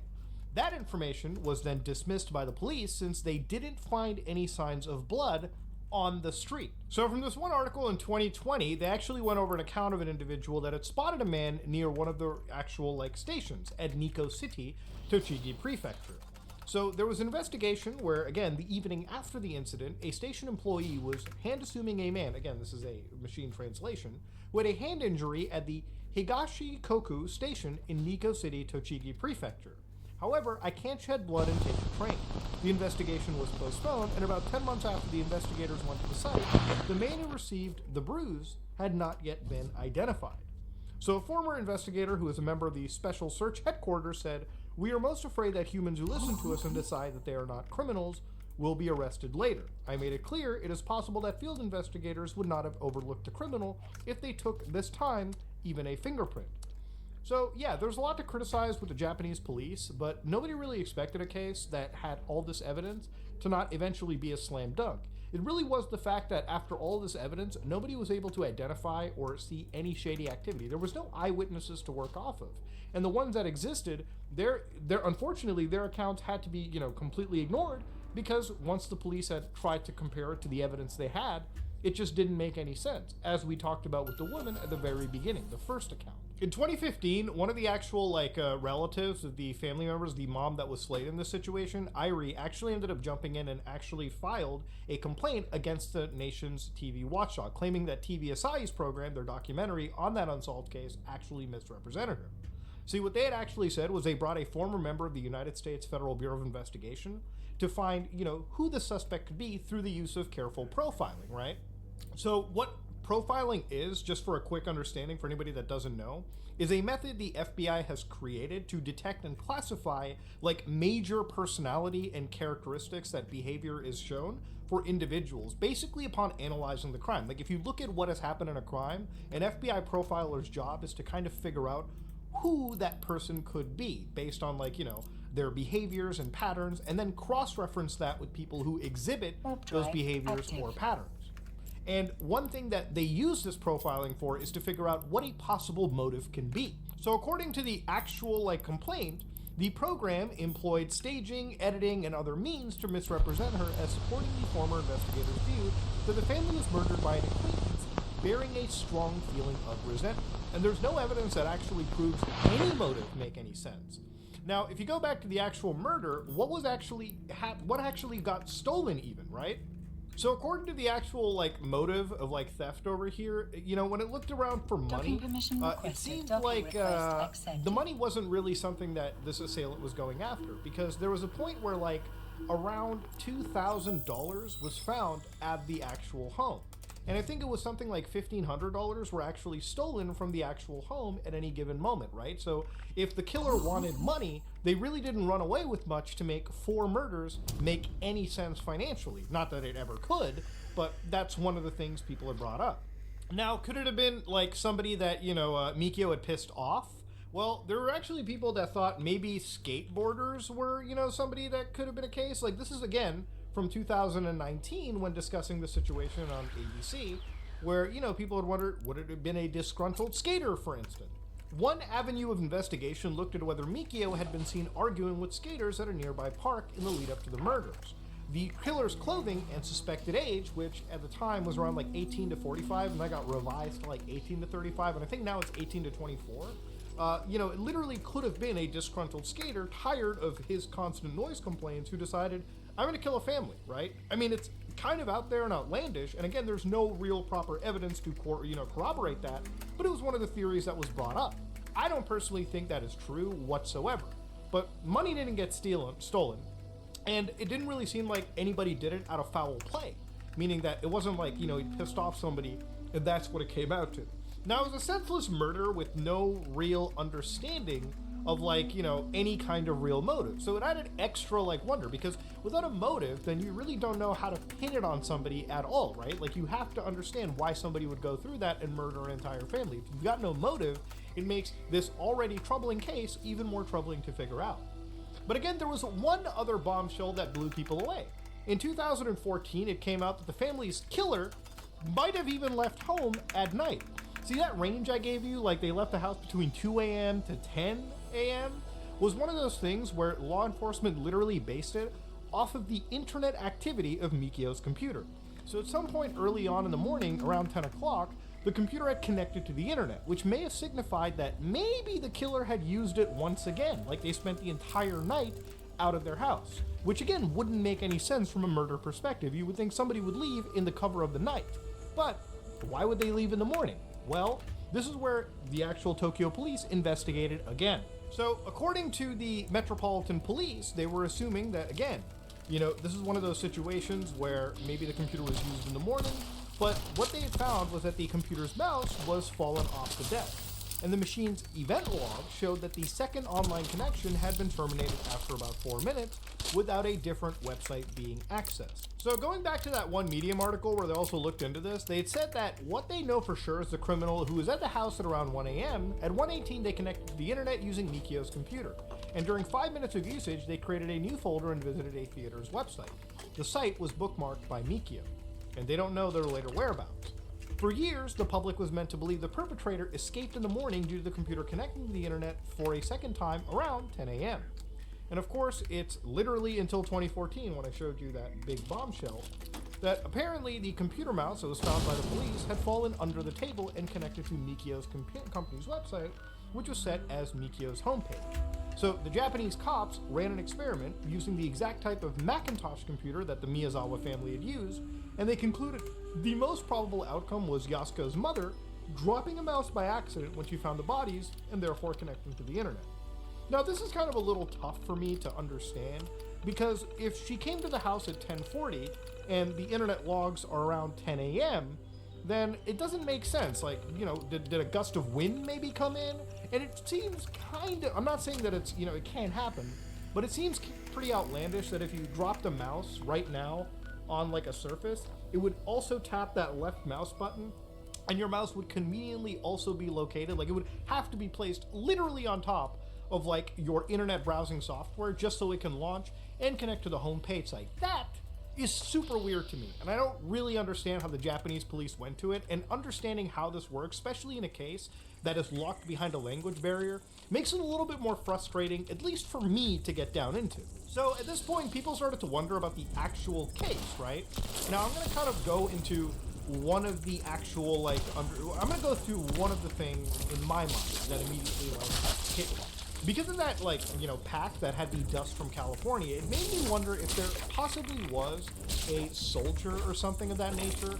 Maybe like an army brat kid, you know, with like an American parent that possibly lived in that area or possibly had committed these murders. Because I think having like a pack with dust that belonged to California is kind of a pretty big thing to be looking at, right? Like, I wouldn't think that that's just circumstantial evidence. If you find literal patterns of dirt from another country, literally across the ocean, that should make you kind of wonder. Maybe the killer at one point went to America, maybe they came back. I feel like these are things that the police could use to isolate down. So I started to look up local air bases, and I found one known as the Yokota Air Force Base, which is this JSDF base, and of course the US Air Force Base, and of course the Tama area of western Tokyo. So it has been active since 1940 to this day, so it literally matches the time period. And if you bring up the actual map over here, Yokota Air Force Base is literally about 1 hour and 9 minutes from the actual home itself. I'm not saying that obviously the killer went back here, but I would probably start looking into the Air Force bases, especially if I found that dirt from California might have been on somebody. I'm not saying that some serviceman did it, I'm wondering if there might have been a kid that would have been involved. And the reason I'm going into it is that the blood analysis that the law enforcement was checking might have indicated that the person might have had genetics, or maybe, you know, from, like, they might have actually had genetics outside of Japan. So let's look at that. Now, I don't want to, again, just keep going on to this point, but obviously this is serious speculation on my end, but the reason I would look at the Air Force Base is, again, just having dust from the United States, or California at least, recorded should be one of the reasons why at least Tokyo Metropolitan Police could question anybody related to these air bases. And I think with the amount of like actual record keeping they have, maybe it is worth going down this lead. They probably already have tried this, and it maybe just come out completely inconclusive. But yeah, it's just one of the theories that I had, with nothing to really go off of. Maybe there could be somebody related to the army over here, or somebody that might have actually been close to it. That's just based off of that dust information. I think it's too wild of a coincidence. Yeah, you don't know these people. Ignore. I mean, this whole story to this day, when you look at it, right, like this is just like one from like 2channel or like one blog, like an actual chan from like Japan, where they're talking about like this house in the year 2021. It's a huge piece of cultural history for Japan, unfortunately. It's kind of like the Zodiac Killer for them. It's a serious cold case that has drawn the ire of national attention and international attention that hasn't been solved. So going back to the whole Medium article over here, where they kind of go into it, they talk about, again, the idea that they had fingerprints, footprints, and again, blood-stained towels, which showed that the person had an A blood type. Oh, you can save the again, settings. 5 Oh, million good. people had their fingerprints checked in this entire story. Neighbors, all kinds of criminals, family friends, ex-residents, hospital patients with wounds on their hands, and they literally tried DNA testing with 1.3 million actual tries. And according to this article, all of them. You know, I could go 4K. I mean, I guess. Yeah, I mean, I don't see why I can't. I could go 4K, and I think they translated to Twitch now. I mean, I don't anymore, but yeah, color precision, adjust for poor network conditions, VRR, 58 megabytes, 75 custom. Okay. I'm just getting used to my, my fucking GeForce Now settings. And it'll save the settings now, which is really good. I didn't think it did that, but it is. It does. It's cool. So, yeah, play Fallout 76 Mile, post 0. Just messing around with the different settings. Trying to get the best frame rate and the best feel. Have failed. None of those matches came out to be true. But when they looked into it, in 2005, they announced that the perpetrator, the police, said that they most likely had Southern European roots from their mother's side. based on, again, genetic patterns and markers picked up in the Yeah, but blood, what are you in the basing DNA that evidence. off of? So Oh, again, the blood, okay. When they started looking more into it, right, the father was possibly an East Asian individual. Someone that could have been Korean or maybe Chinese. So according to this, Japanese police asked South Korea for help with identifying the culprit. And it was one of the first requests of its kind, and it was refused by the South Korean government. Now, this is one of those things that makes me wonder, too. Now, I don't know about the idea of Japanese and South Korean relations. I'm sure that there's tension in between them if you read their geopolitics. But Korea, as far as law enforcement has gone, South Korea and Japan, from my understanding, have helped in plenty of missing persons cases. So, again, this is one of those things that also comes out as an oddity for me, too. Now, again, when you're doing DNA evidence and you're running against registries, if you're not showing up in a registry, chances are the person you're trying to find isn't on a criminal registry anywhere. And it gets even harder when you're dealing with information that possibly could deal with somebody who's not in your country. So at that moment in time, from my understanding, they had to go to Interpol. So based on the Y chromosome, which showed haplogroup OM122, a common haplogroup distributed in East Asian people, so 1 in 4 or 5 Korean, 1 in 10 Chinese, and 1 in 13 Japanese, this caused the Tokyo Metropolitan Police to go to the Interpol agencies and see if they could hit against their registries, which again, nothing really tapped into there. So that's how this became one of those cold cases that to this day is pretty, it's pretty unknown. Like, it's one that hasn't been solved. There's one game that I play called Shadows of Doubt where you literally have to, go to a crime scene as soon as it happens, gather as much evidence as you can, and come to a logical conclusion on who the killer could be, murder weapons, things of that nature. Now, obviously, that's a video game, and this is reality. But in that video game, it really shows you that as you spend more and more time not figuring out the killer, that evidence that exists at the crime scene gets colder and colder and colder. Information that could have been retained even digitally loses its time over. Even if they find the exact store that this person bought that t-shirt we looked at in the beginning, who's to say that store is active?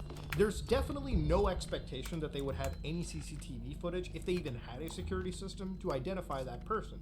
And even if you're looking through sales records, because it's over 20 years ago, there's no expectation that any tax agency would even need you to store that information unless there's like a specific law for it. It's just that old of a case. Now, it's not like a case that could have happened now and then in 2040 they could have possibly had some digital fragment of information. Mind you, this is the case in the year 2000 when, people are still getting into the digital age of things. Now, when it comes to this case and its legacy today, even as of March 2024, it was actually this case that brought up the idea for the Japanese Metropolitan Police, the Tokyo Metropolitan Police, that they should literally promote investigations that utilize more DNA information than it does now, such as expanding the database on genetic information in DNA for the early resolution of a lot of these cases. This case was so huge in terms of Japanese culture that it literally was a cause celebre, meaning that it was such a big issue that the controversy that it arose, was one of the big reasons, one of the major reasons, one of the, understandable societal reasons that they had abolished the statute of limitations for crimes that could merit the death penalty in Japan. Now, Japan has a death penalty, and, if you commit a heinous crime like this, you're gonna be fucking hanged. So in this situation, right, you can see other, people, like people who ran the Om Shinrikyo cult, from my understanding, the Aleph cult. One of those, the leaders actually, I think very recently just actually died. Their whole death penalty finally got delivered to them, thankfully, because of the horrific crimes that they committed. But looking into this story in particular, right, obviously, if somebody hasn't been caught, the statute of limitations might let them get away with a crime as heinous as this. So Japan, literally, in regards to any crime that, could lead with the punishment of, death, they wanted to make sure there really isn't a statute of limitation for that. And honestly, I don't think there should ever be a statute of limitations on crimes as heinous as this. Literally, according to donga.com, they said they campaigned for the abolishment of state of limitations for hideous crimes. Finally, they elicited the revision in 2010 of Japan's laws on criminal procedure, eliminating a 25-year statute of limitations for crimes corresponding to a death penalty. Meaning that the scumbag who did these crimes, who's unfortunately still out at large, maybe even killed other people, is actually an individual that, can in fact go to the death penalty if caught. Now, do I think the Japanese police are going to catch this guy? Honestly, I don't know. All right, wildest things have happened. I mean, literally as of months ago, one of the biggest final remaining drug lords, El Mayo, was literally captured in Texas. A man that eluded any form of photography for literally a decade, 2 decades almost, caught out of nowhere. So honestly, anything can happen. There may be one breakthrough, and there may be one like piece of research when it comes to DNA evidence, maybe a new methodology that may shed more light on the situation, and ultimately maybe would close the books on this. But to this day, this remains one of the world's and Japan's most creepy, unsettling mysteries that existed. A killer that not only killed an entire family, but left behind so much evidence and literally stayed in this house for literally hours, it seems. All to just get away without not a single person actually getting a trace of this guy. It's insane shit. Anyways, ladies and gentlemen, this is me, Mudahar, and if you like today's video, please like, comment, and subscribe. I like doing a bunch of creepy stuff, and sometimes when I come across rabbit holes like this, I do want to share them. So let me know what you think about it in the comment section below. If you like what you saw, please like, comment, and subscribe. Just like you dislike it. I am out. Hello everybody, this is Quantum Blunt. Here's the Dead by Daylight in the background. Just want to have some commentary over video game that's pretty good for Halloween. So we're going to be talking about 2 content creators. Come on, he had one more hit. And I'm basically going to say my opinion as a veteran with PTSD. I mean, I wasn't in the military for a long time. Okay, I don't want to hear this.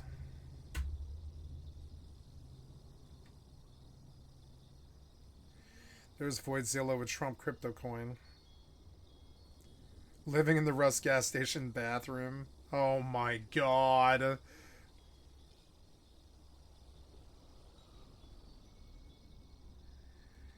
Wow.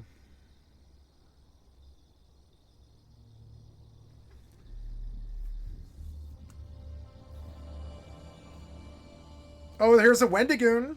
Sit down, breakfast with Tony, and you'll just go. A regular program schedule. Executive hostage in his dynamo. What's this? Oh, damn it. Ah. So annoying.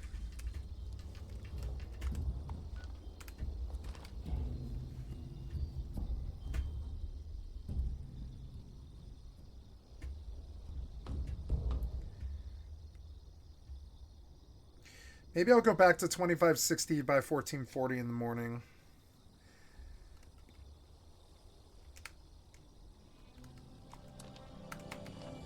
I don't know. I don't want to rescale. I think it's a bad idea. Ah, you healed. No, but I'm still going to kill you.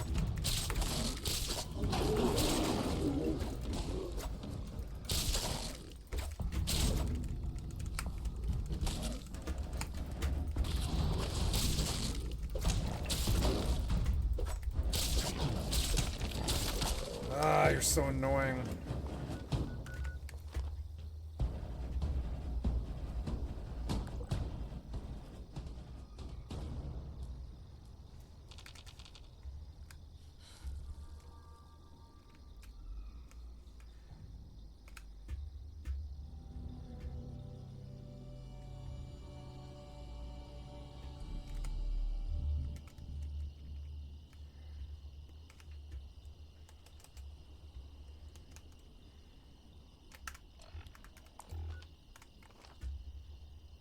It's gonna remember my settings now, which makes me happy. Yeah.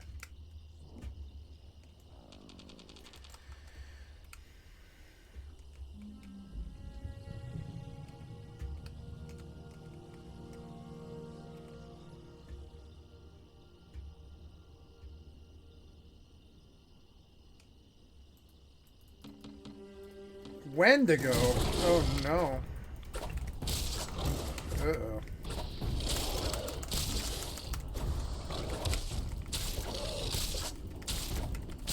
I hurt him really bad. Yeah, I mean, I am a 15 strength melee with a really strong fucking weapon. Yeah, I mean, I did him in, I gotta say. Wait, what? Is this not? Extract the tissue sample. Deposit the tissue sample.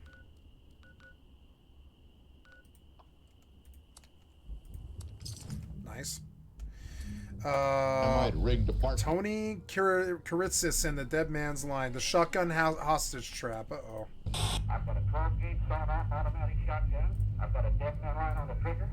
And if anybody yanks on me, yanks that gun, makes a fast move, we'll die right here. I love Wendigoon. National hero. Ugh. On February the 8th, 1977, Wendigoon! Karitsis would take Richard Thank you, Wendigoon, for the excellent content for my stream. I've liked the sub to your channel. Hall, the director of Meridian Mortgage, hostage. Tony tied a shotgun armed with a tripwire to Richard's head and paraded him up and down the streets of Indianapolis. What would follow is a 63-hour standoff that would change the standards for legal systems and the media forever. Hello, everyone. Today we're going to talk about the story of the Dead Man's Line. Oh, Wendigoon, Also, I shaved my you're face, so right-wing. Which is probably more alarming news to most of you. It Sadly, is. It looks I've bad. noticed, so It you're looks gonna be bad. stuck with it for Ugh. some time. This That is a case horrible mustache. fascinating, and I don't think enough people talk about it. As a matter of fact, the only reason I know about it is because the FBI agent I interviewed for the Ted Kaczynski video told me to check it out. And not only did the bizarre details of the case make it so interesting, but the insane impact that it's had on culture and legal systems ever since. From the details of the Dead Man's Line mechanism itself, to the fact that someone can hold someone on hostage in front of reporters for 63 hours and not be stopped beforehand is incredible. And I, for one, am very excited to talk about it. I also want to apologize for not a lot of videos going up in October, which I didn't have to fight her. would be my time to shine. I've been busy with a ton of other projects and want to apologize, and hopefully this video will did I just get an suffice. achievement? By the time you're watching this, I'll be heading out for the live tour of Creepcast, in which I'm very excited to meet you all, but I also want to say that while I'm on the tour on October the 30th, the film Stalker: Shadow of the Zone will be free to watch here on YouTube. The movie that I've been talking about for over 2 years at this point is finally coming out. It will be over on Evan Royalty's channel, free for you all to watch. Again, that's October the 30th, and whenever it comes out, I will leave a link to it October in the the description. 30th, huh? Thank you all so much for the love and support that you've shown that, and for making the movie possible in the first place. Back to the story we're talking about today.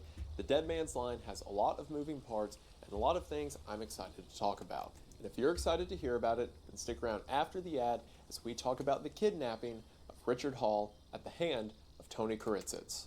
If you've spent several hours of your day watching YouTube, then your diet probably isn't what it should be. A diet of microwave noodles and leftover pizza can be fun, but probably isn't good for you. But now, I have something that can help thanks to today's sponsor, AG1. Anyone who's watched the channel for a while knows that I love AG1, as it is my go-to nutritional supplement. That's because AG1 is your daily dose of vitamins, antioxidants, and probiotics to support overall immune health.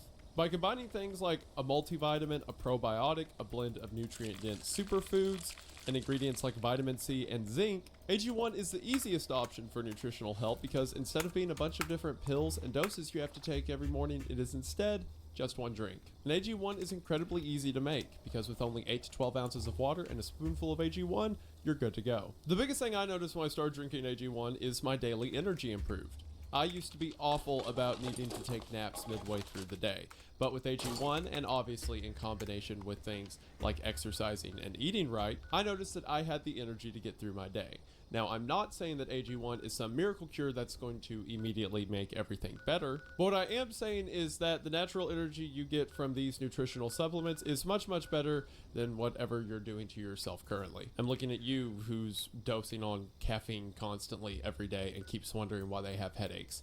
I see you. And you may be looking at this and say, okay, well that sounds nice, but that probably tastes disgusting. I'm here to tell you that AG1 tastes just fine. Again, everything that in there's just like natural flavoring and mostly water, so it's not a very strong taste, but what taste it does have is just kind of like a naturally sweet flavor.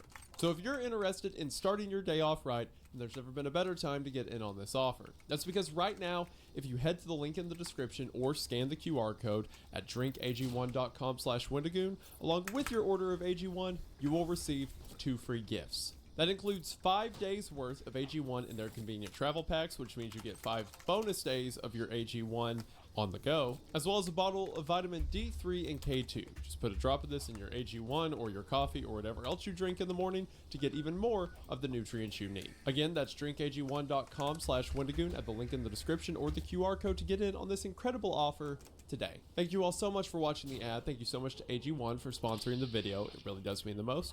Hope you all check them out. Link is in the description and the QR code, and we are back to the video. We are going to go ahead and get into it, but as always, thank you for watching. At 8 a.m. on the 4th floor of 129 East Market in downtown Indianapolis, Indiana, on February the 8th, 1977, Meridian Mortgage opened its doors for the day. As soon as it did, a man named Anthony Karitzits made his way into the front lobby of the mortgage office. This was no surprise to the receptionist out front, as Anthony had a mortgage with Meridian Mortgage and was often seen around the office. That morning, Tony walked in wearing a short-sleeved shirt and a cardigan, with one arm inside of a sling holding on to a department store box, and the other arm wrapped around the blueprint. Tony asked to speak with M.L. Hall, the sling is a gun, of the company who Tony had been doing business with for 4 years at this point. The receptionist said that M.L. is on vacation, but that his son, Richard Hall, who is the director of the company, would be in the office shortly. Tony said that that's fine and he'll happily meet with Richard instead, so Tony waits in the lobby. At 8:08 a.m., Richard walks into the lobby and sees Tony sitting there and invites him into his office. As soon as they get into the office, Tony asks if he can shut the door to the lobby, as Tony needs to adjust his pants and doesn't want to seem untoward to the receptionist out front. Richard doesn't think anything of this and tells Tony to go ahead and shut the door, as Richard takes off his jacket and sits down at his desk to start his day. It is then that Richard looks up from his desk to see that Tony has pulled his arm out of the sling to reveal a .38 caliber revolver now pointed in Richard's face. Tony then throws open the department store box to reveal that it was hiding a shotgun and metal wire. Damn it. Tony demands for Richard to stand up as he ties the metal wire around his neck, across the shotgun, and onto Tony's finger. And with that, the hostage crisis of the dead man's line began. But there's a lot of backstory I need to cover to make any of this make sense. Why did Tony Karitzis walk into this office on the morning of February the 8th and hold the director of the company hostage? Well, to understand that, you need to understand the relationship between Tony Karitzis and Meridian Mortgage. And to understand that relationship, you need to understand Tony. Tony was born on August the 13th of 1932 and from the get-go had a pretty rough life. According to Tony's family, from a young age, Tony's father was quite mean. He would often yell and hit the young Tony, which instilled in the child a sense of violence. While the rest of his family seemed to be loving and caring, it created a sort of dissonance in the man. As he grew up, people who knew Tony said that he was either on your side or against you. If he was your friend, then he was your friend through and through, and was someone who you could count on and would always have your back in a fight. But if he didn't like you, then he was always someone who was going to start a fight. And one of the cases this was the most apparent was within Tony's own family. Tony seems to have a lot of different odd jobs, working on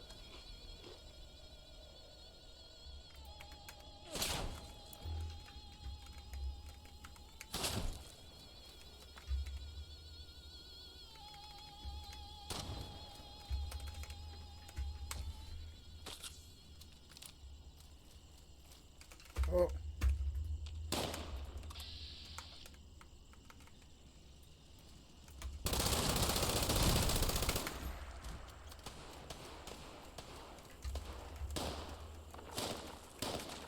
I can't move.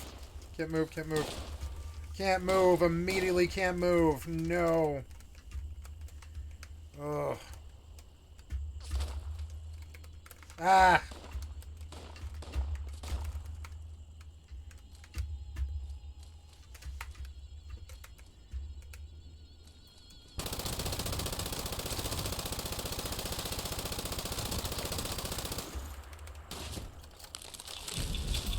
Garmon, short gamma gun, kills spooky scorched. Mystery candy. Are you supposed to keep those or what? Ah, can't do anything. Can't do anything. I want to see the picture. We're at 8:45 right now. I want to see the picture of the shotgun.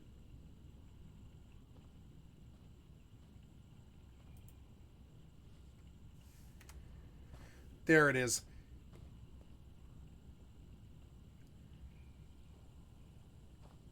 Oh my god. It's a genius idea. You force the fucking victim to not move. If he does, it'll pull the pin and kill him. It's genius. It's really nasty.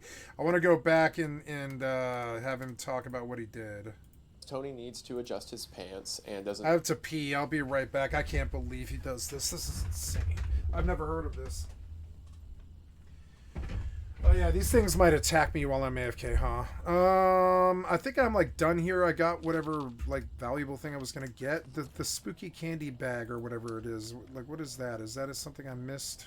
Oh yeah, here we go. Spooky treat bag. Nice. Cotton candy bites, rab wad away, 308 rounds. Okay. Plasma grenades, 308 rounds, I guess. So what does cotton candy do? Gazelle gas mask. Cotton candy bites. They give you 60 seconds of AP gain or something. Gazelle gas mask added. Let's see. Let's take a look at that. Oh, it's a nice apparel. Yeah, I'll wear that for a while. Gazelle gas mask. Fuck yeah, I'll wear this for a while. Yeah, that's cool. Yeah, I got a new facial thing.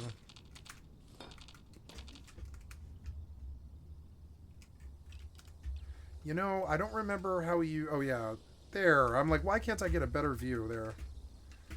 The frames sometimes drop, and it's weird. The frames are like dropping sometimes.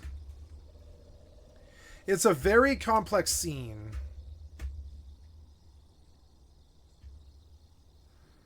Very complex.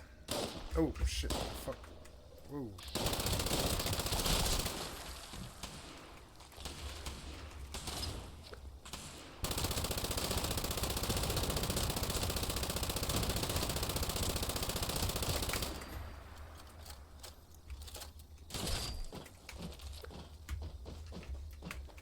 Where was that? Where was that from? Oh, God. Oh, fucker.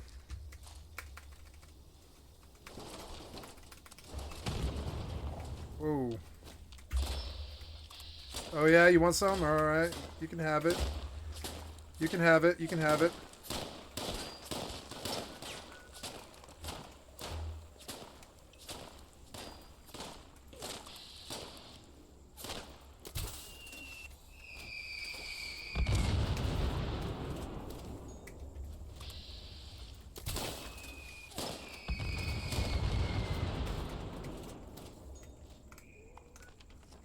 Wait, am I being attacked? No, no, no.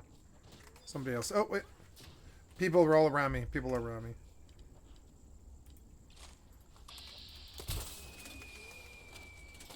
Missed him.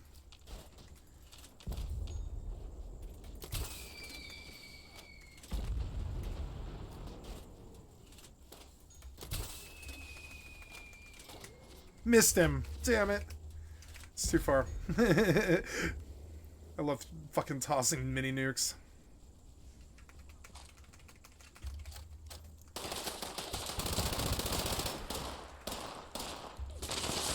Ah! What? Oh.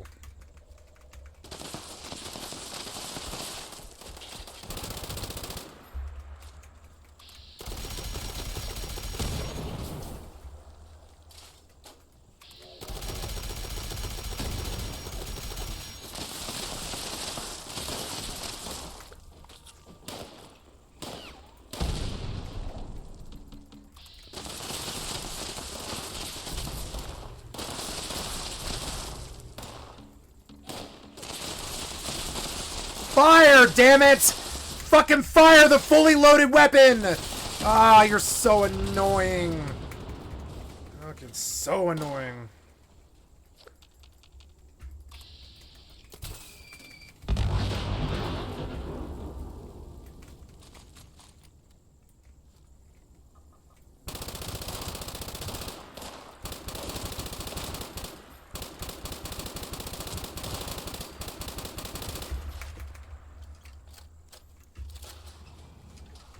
hell do you get up this thing? This thing is so demented and weird, and it just keeps on stretching from fucking rooftop to rooftop. Which I suppose is what you would do if... Oh, God. What? Ah! Oh, God. What? I can't do anything. Oh. Turrets.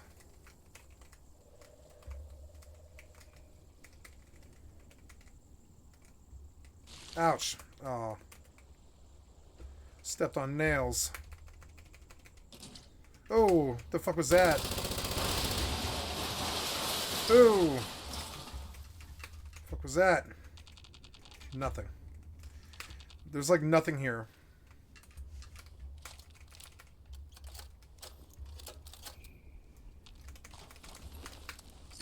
Hey, who else is up here? I know there's somebody else here.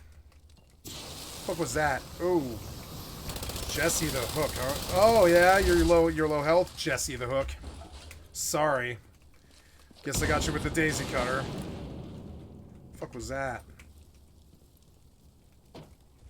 I can hear you moving around up there. I don't care.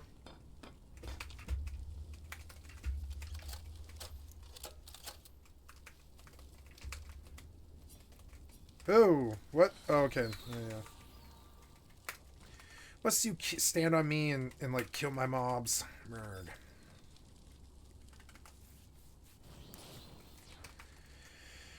Oh, I'll go over here and just, you know, kill sapling and steal from sapling.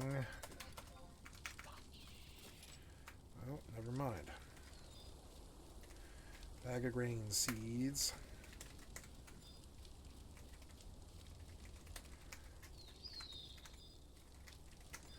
Hopefully I ding soon.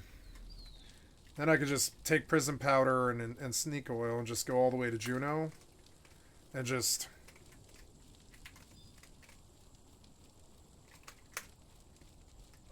get my Chocobo training. And then take a Chocobo from Juno to Sandoria. Then I'll buy...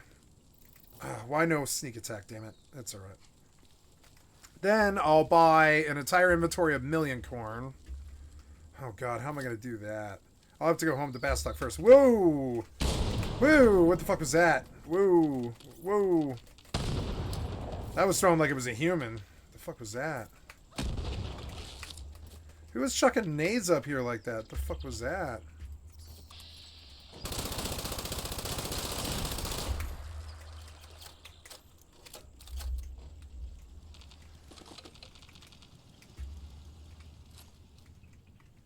Who was chucking nades up here? Is somebody here? No, that was a mob. It was a mob.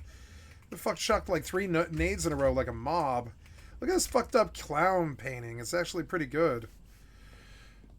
I can hear you up there. I know I'm trying to find you up there. Oh. Okay. I mean, they're good XP and they drop good loot. There we go. I can hear you up here, you fucking Frank Butcher. Yeah, running... That didn't work for you, I'm sorry. So, now what? Do we return to Chloe now? Yeah, go back to Berkeley Springs. I can't, I'm over encumbered. Damn it. No.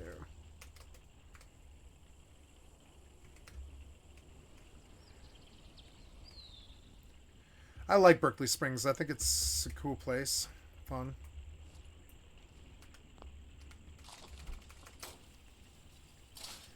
This will teach the next person I see.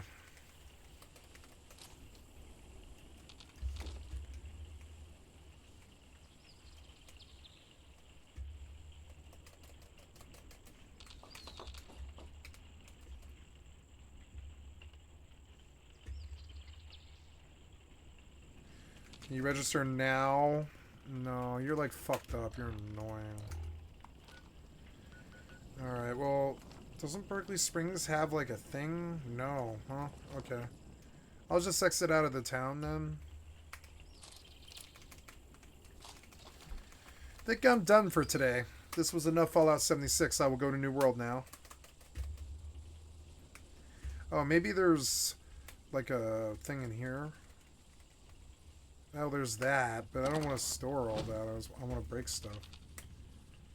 Oh, ouch. What was that? You like hit something. Oh, yeah, nice. But I mean, oh yeah, hey, look, there's a station, yeah. Can't run.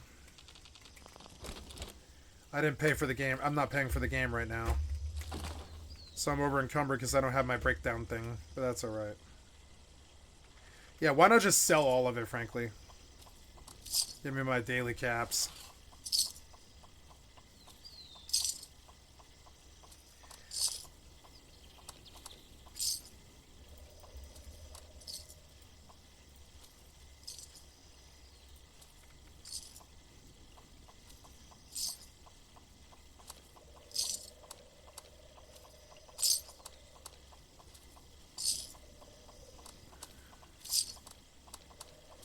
Caps, caps, caps, caps. All of it caps.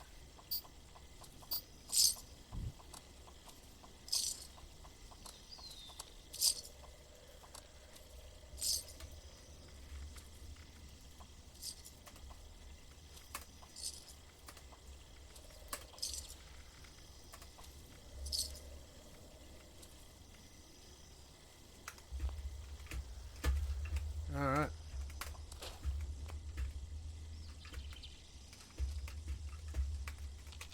I sold it all.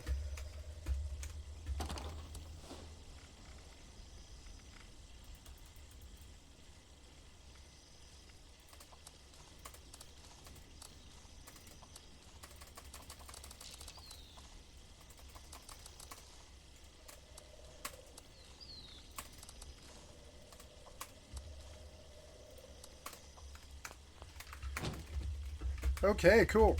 We'll go back to the story here, but... Oh, you killed my sheep, damn it. I tried to XP. This guy has a dash in his name? Darog Barug? I didn't know you could have a fucking dash in your name. Really? No way, I didn't know you could have a dash in your name. That's fucking awesome. I'm gonna use that.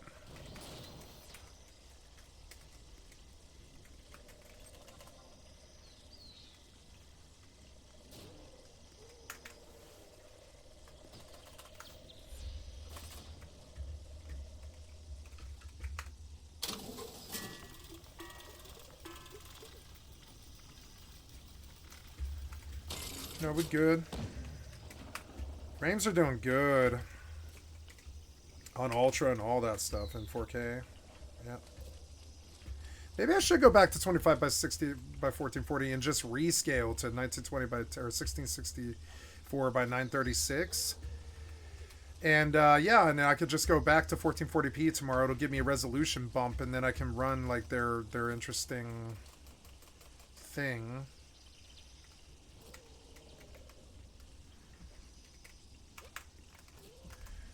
Okay, this guy's probably off me. Oh, I don't know. There's a lot of fucking people here. Maybe I'll just leave Nalvula. It seems busy. Or I don't know. I went a while without being harassed, though, so I don't know.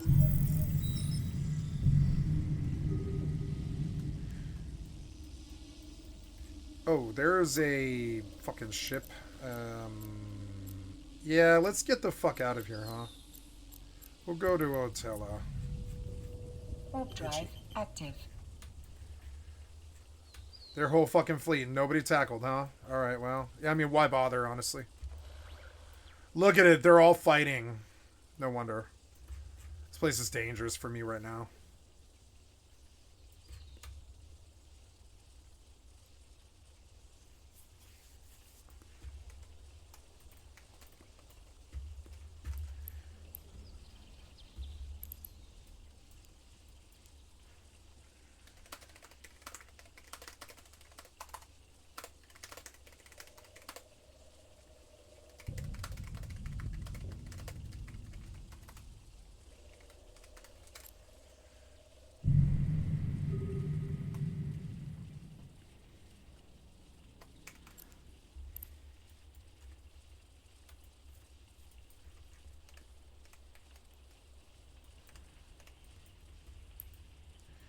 Great, there's a camp here.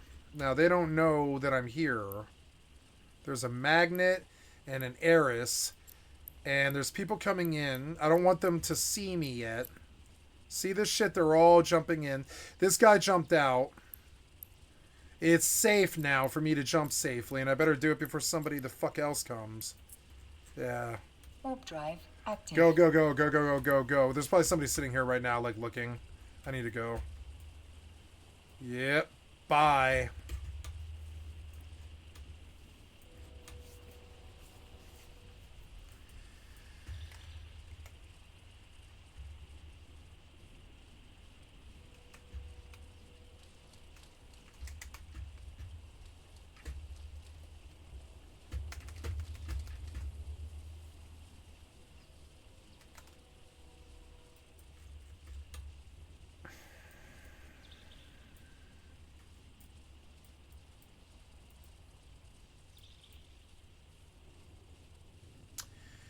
Yeah,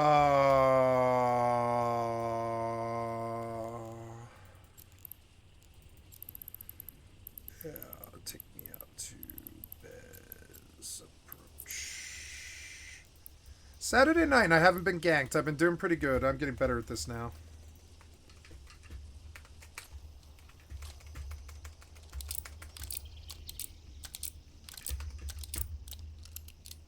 Turn off the oh no, I was gonna listen to the video, but I want to pee. I'll be right back.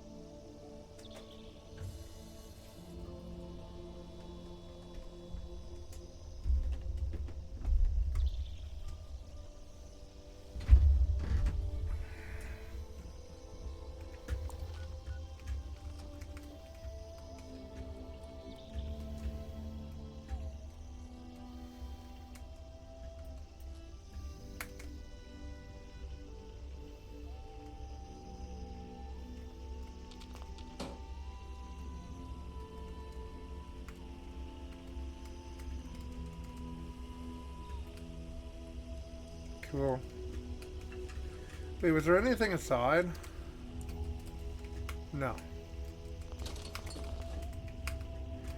Anyway, should join 18. No, I'm gonna log off now. This was a great session. Fun as hell. Got a lot done. Got to learn a little bit more about GeForce Now and how it works, and I think I have better settings than I even did before. Hopefully my new world will stay now. We're going to New World. So now, gotta go out and change titles.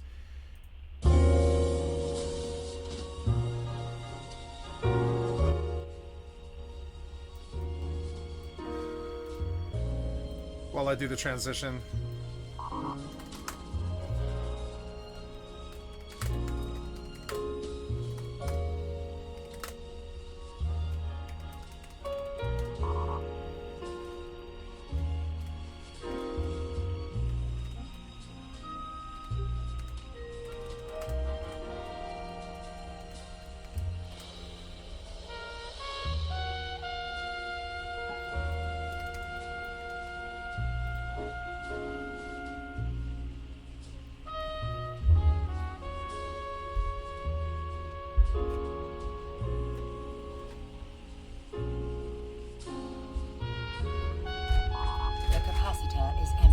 God, you're so annoying.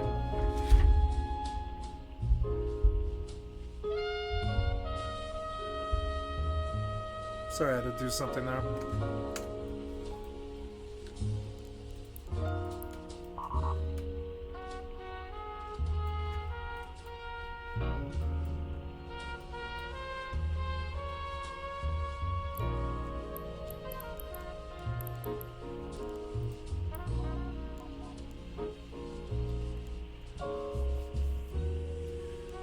I'm gonna modify my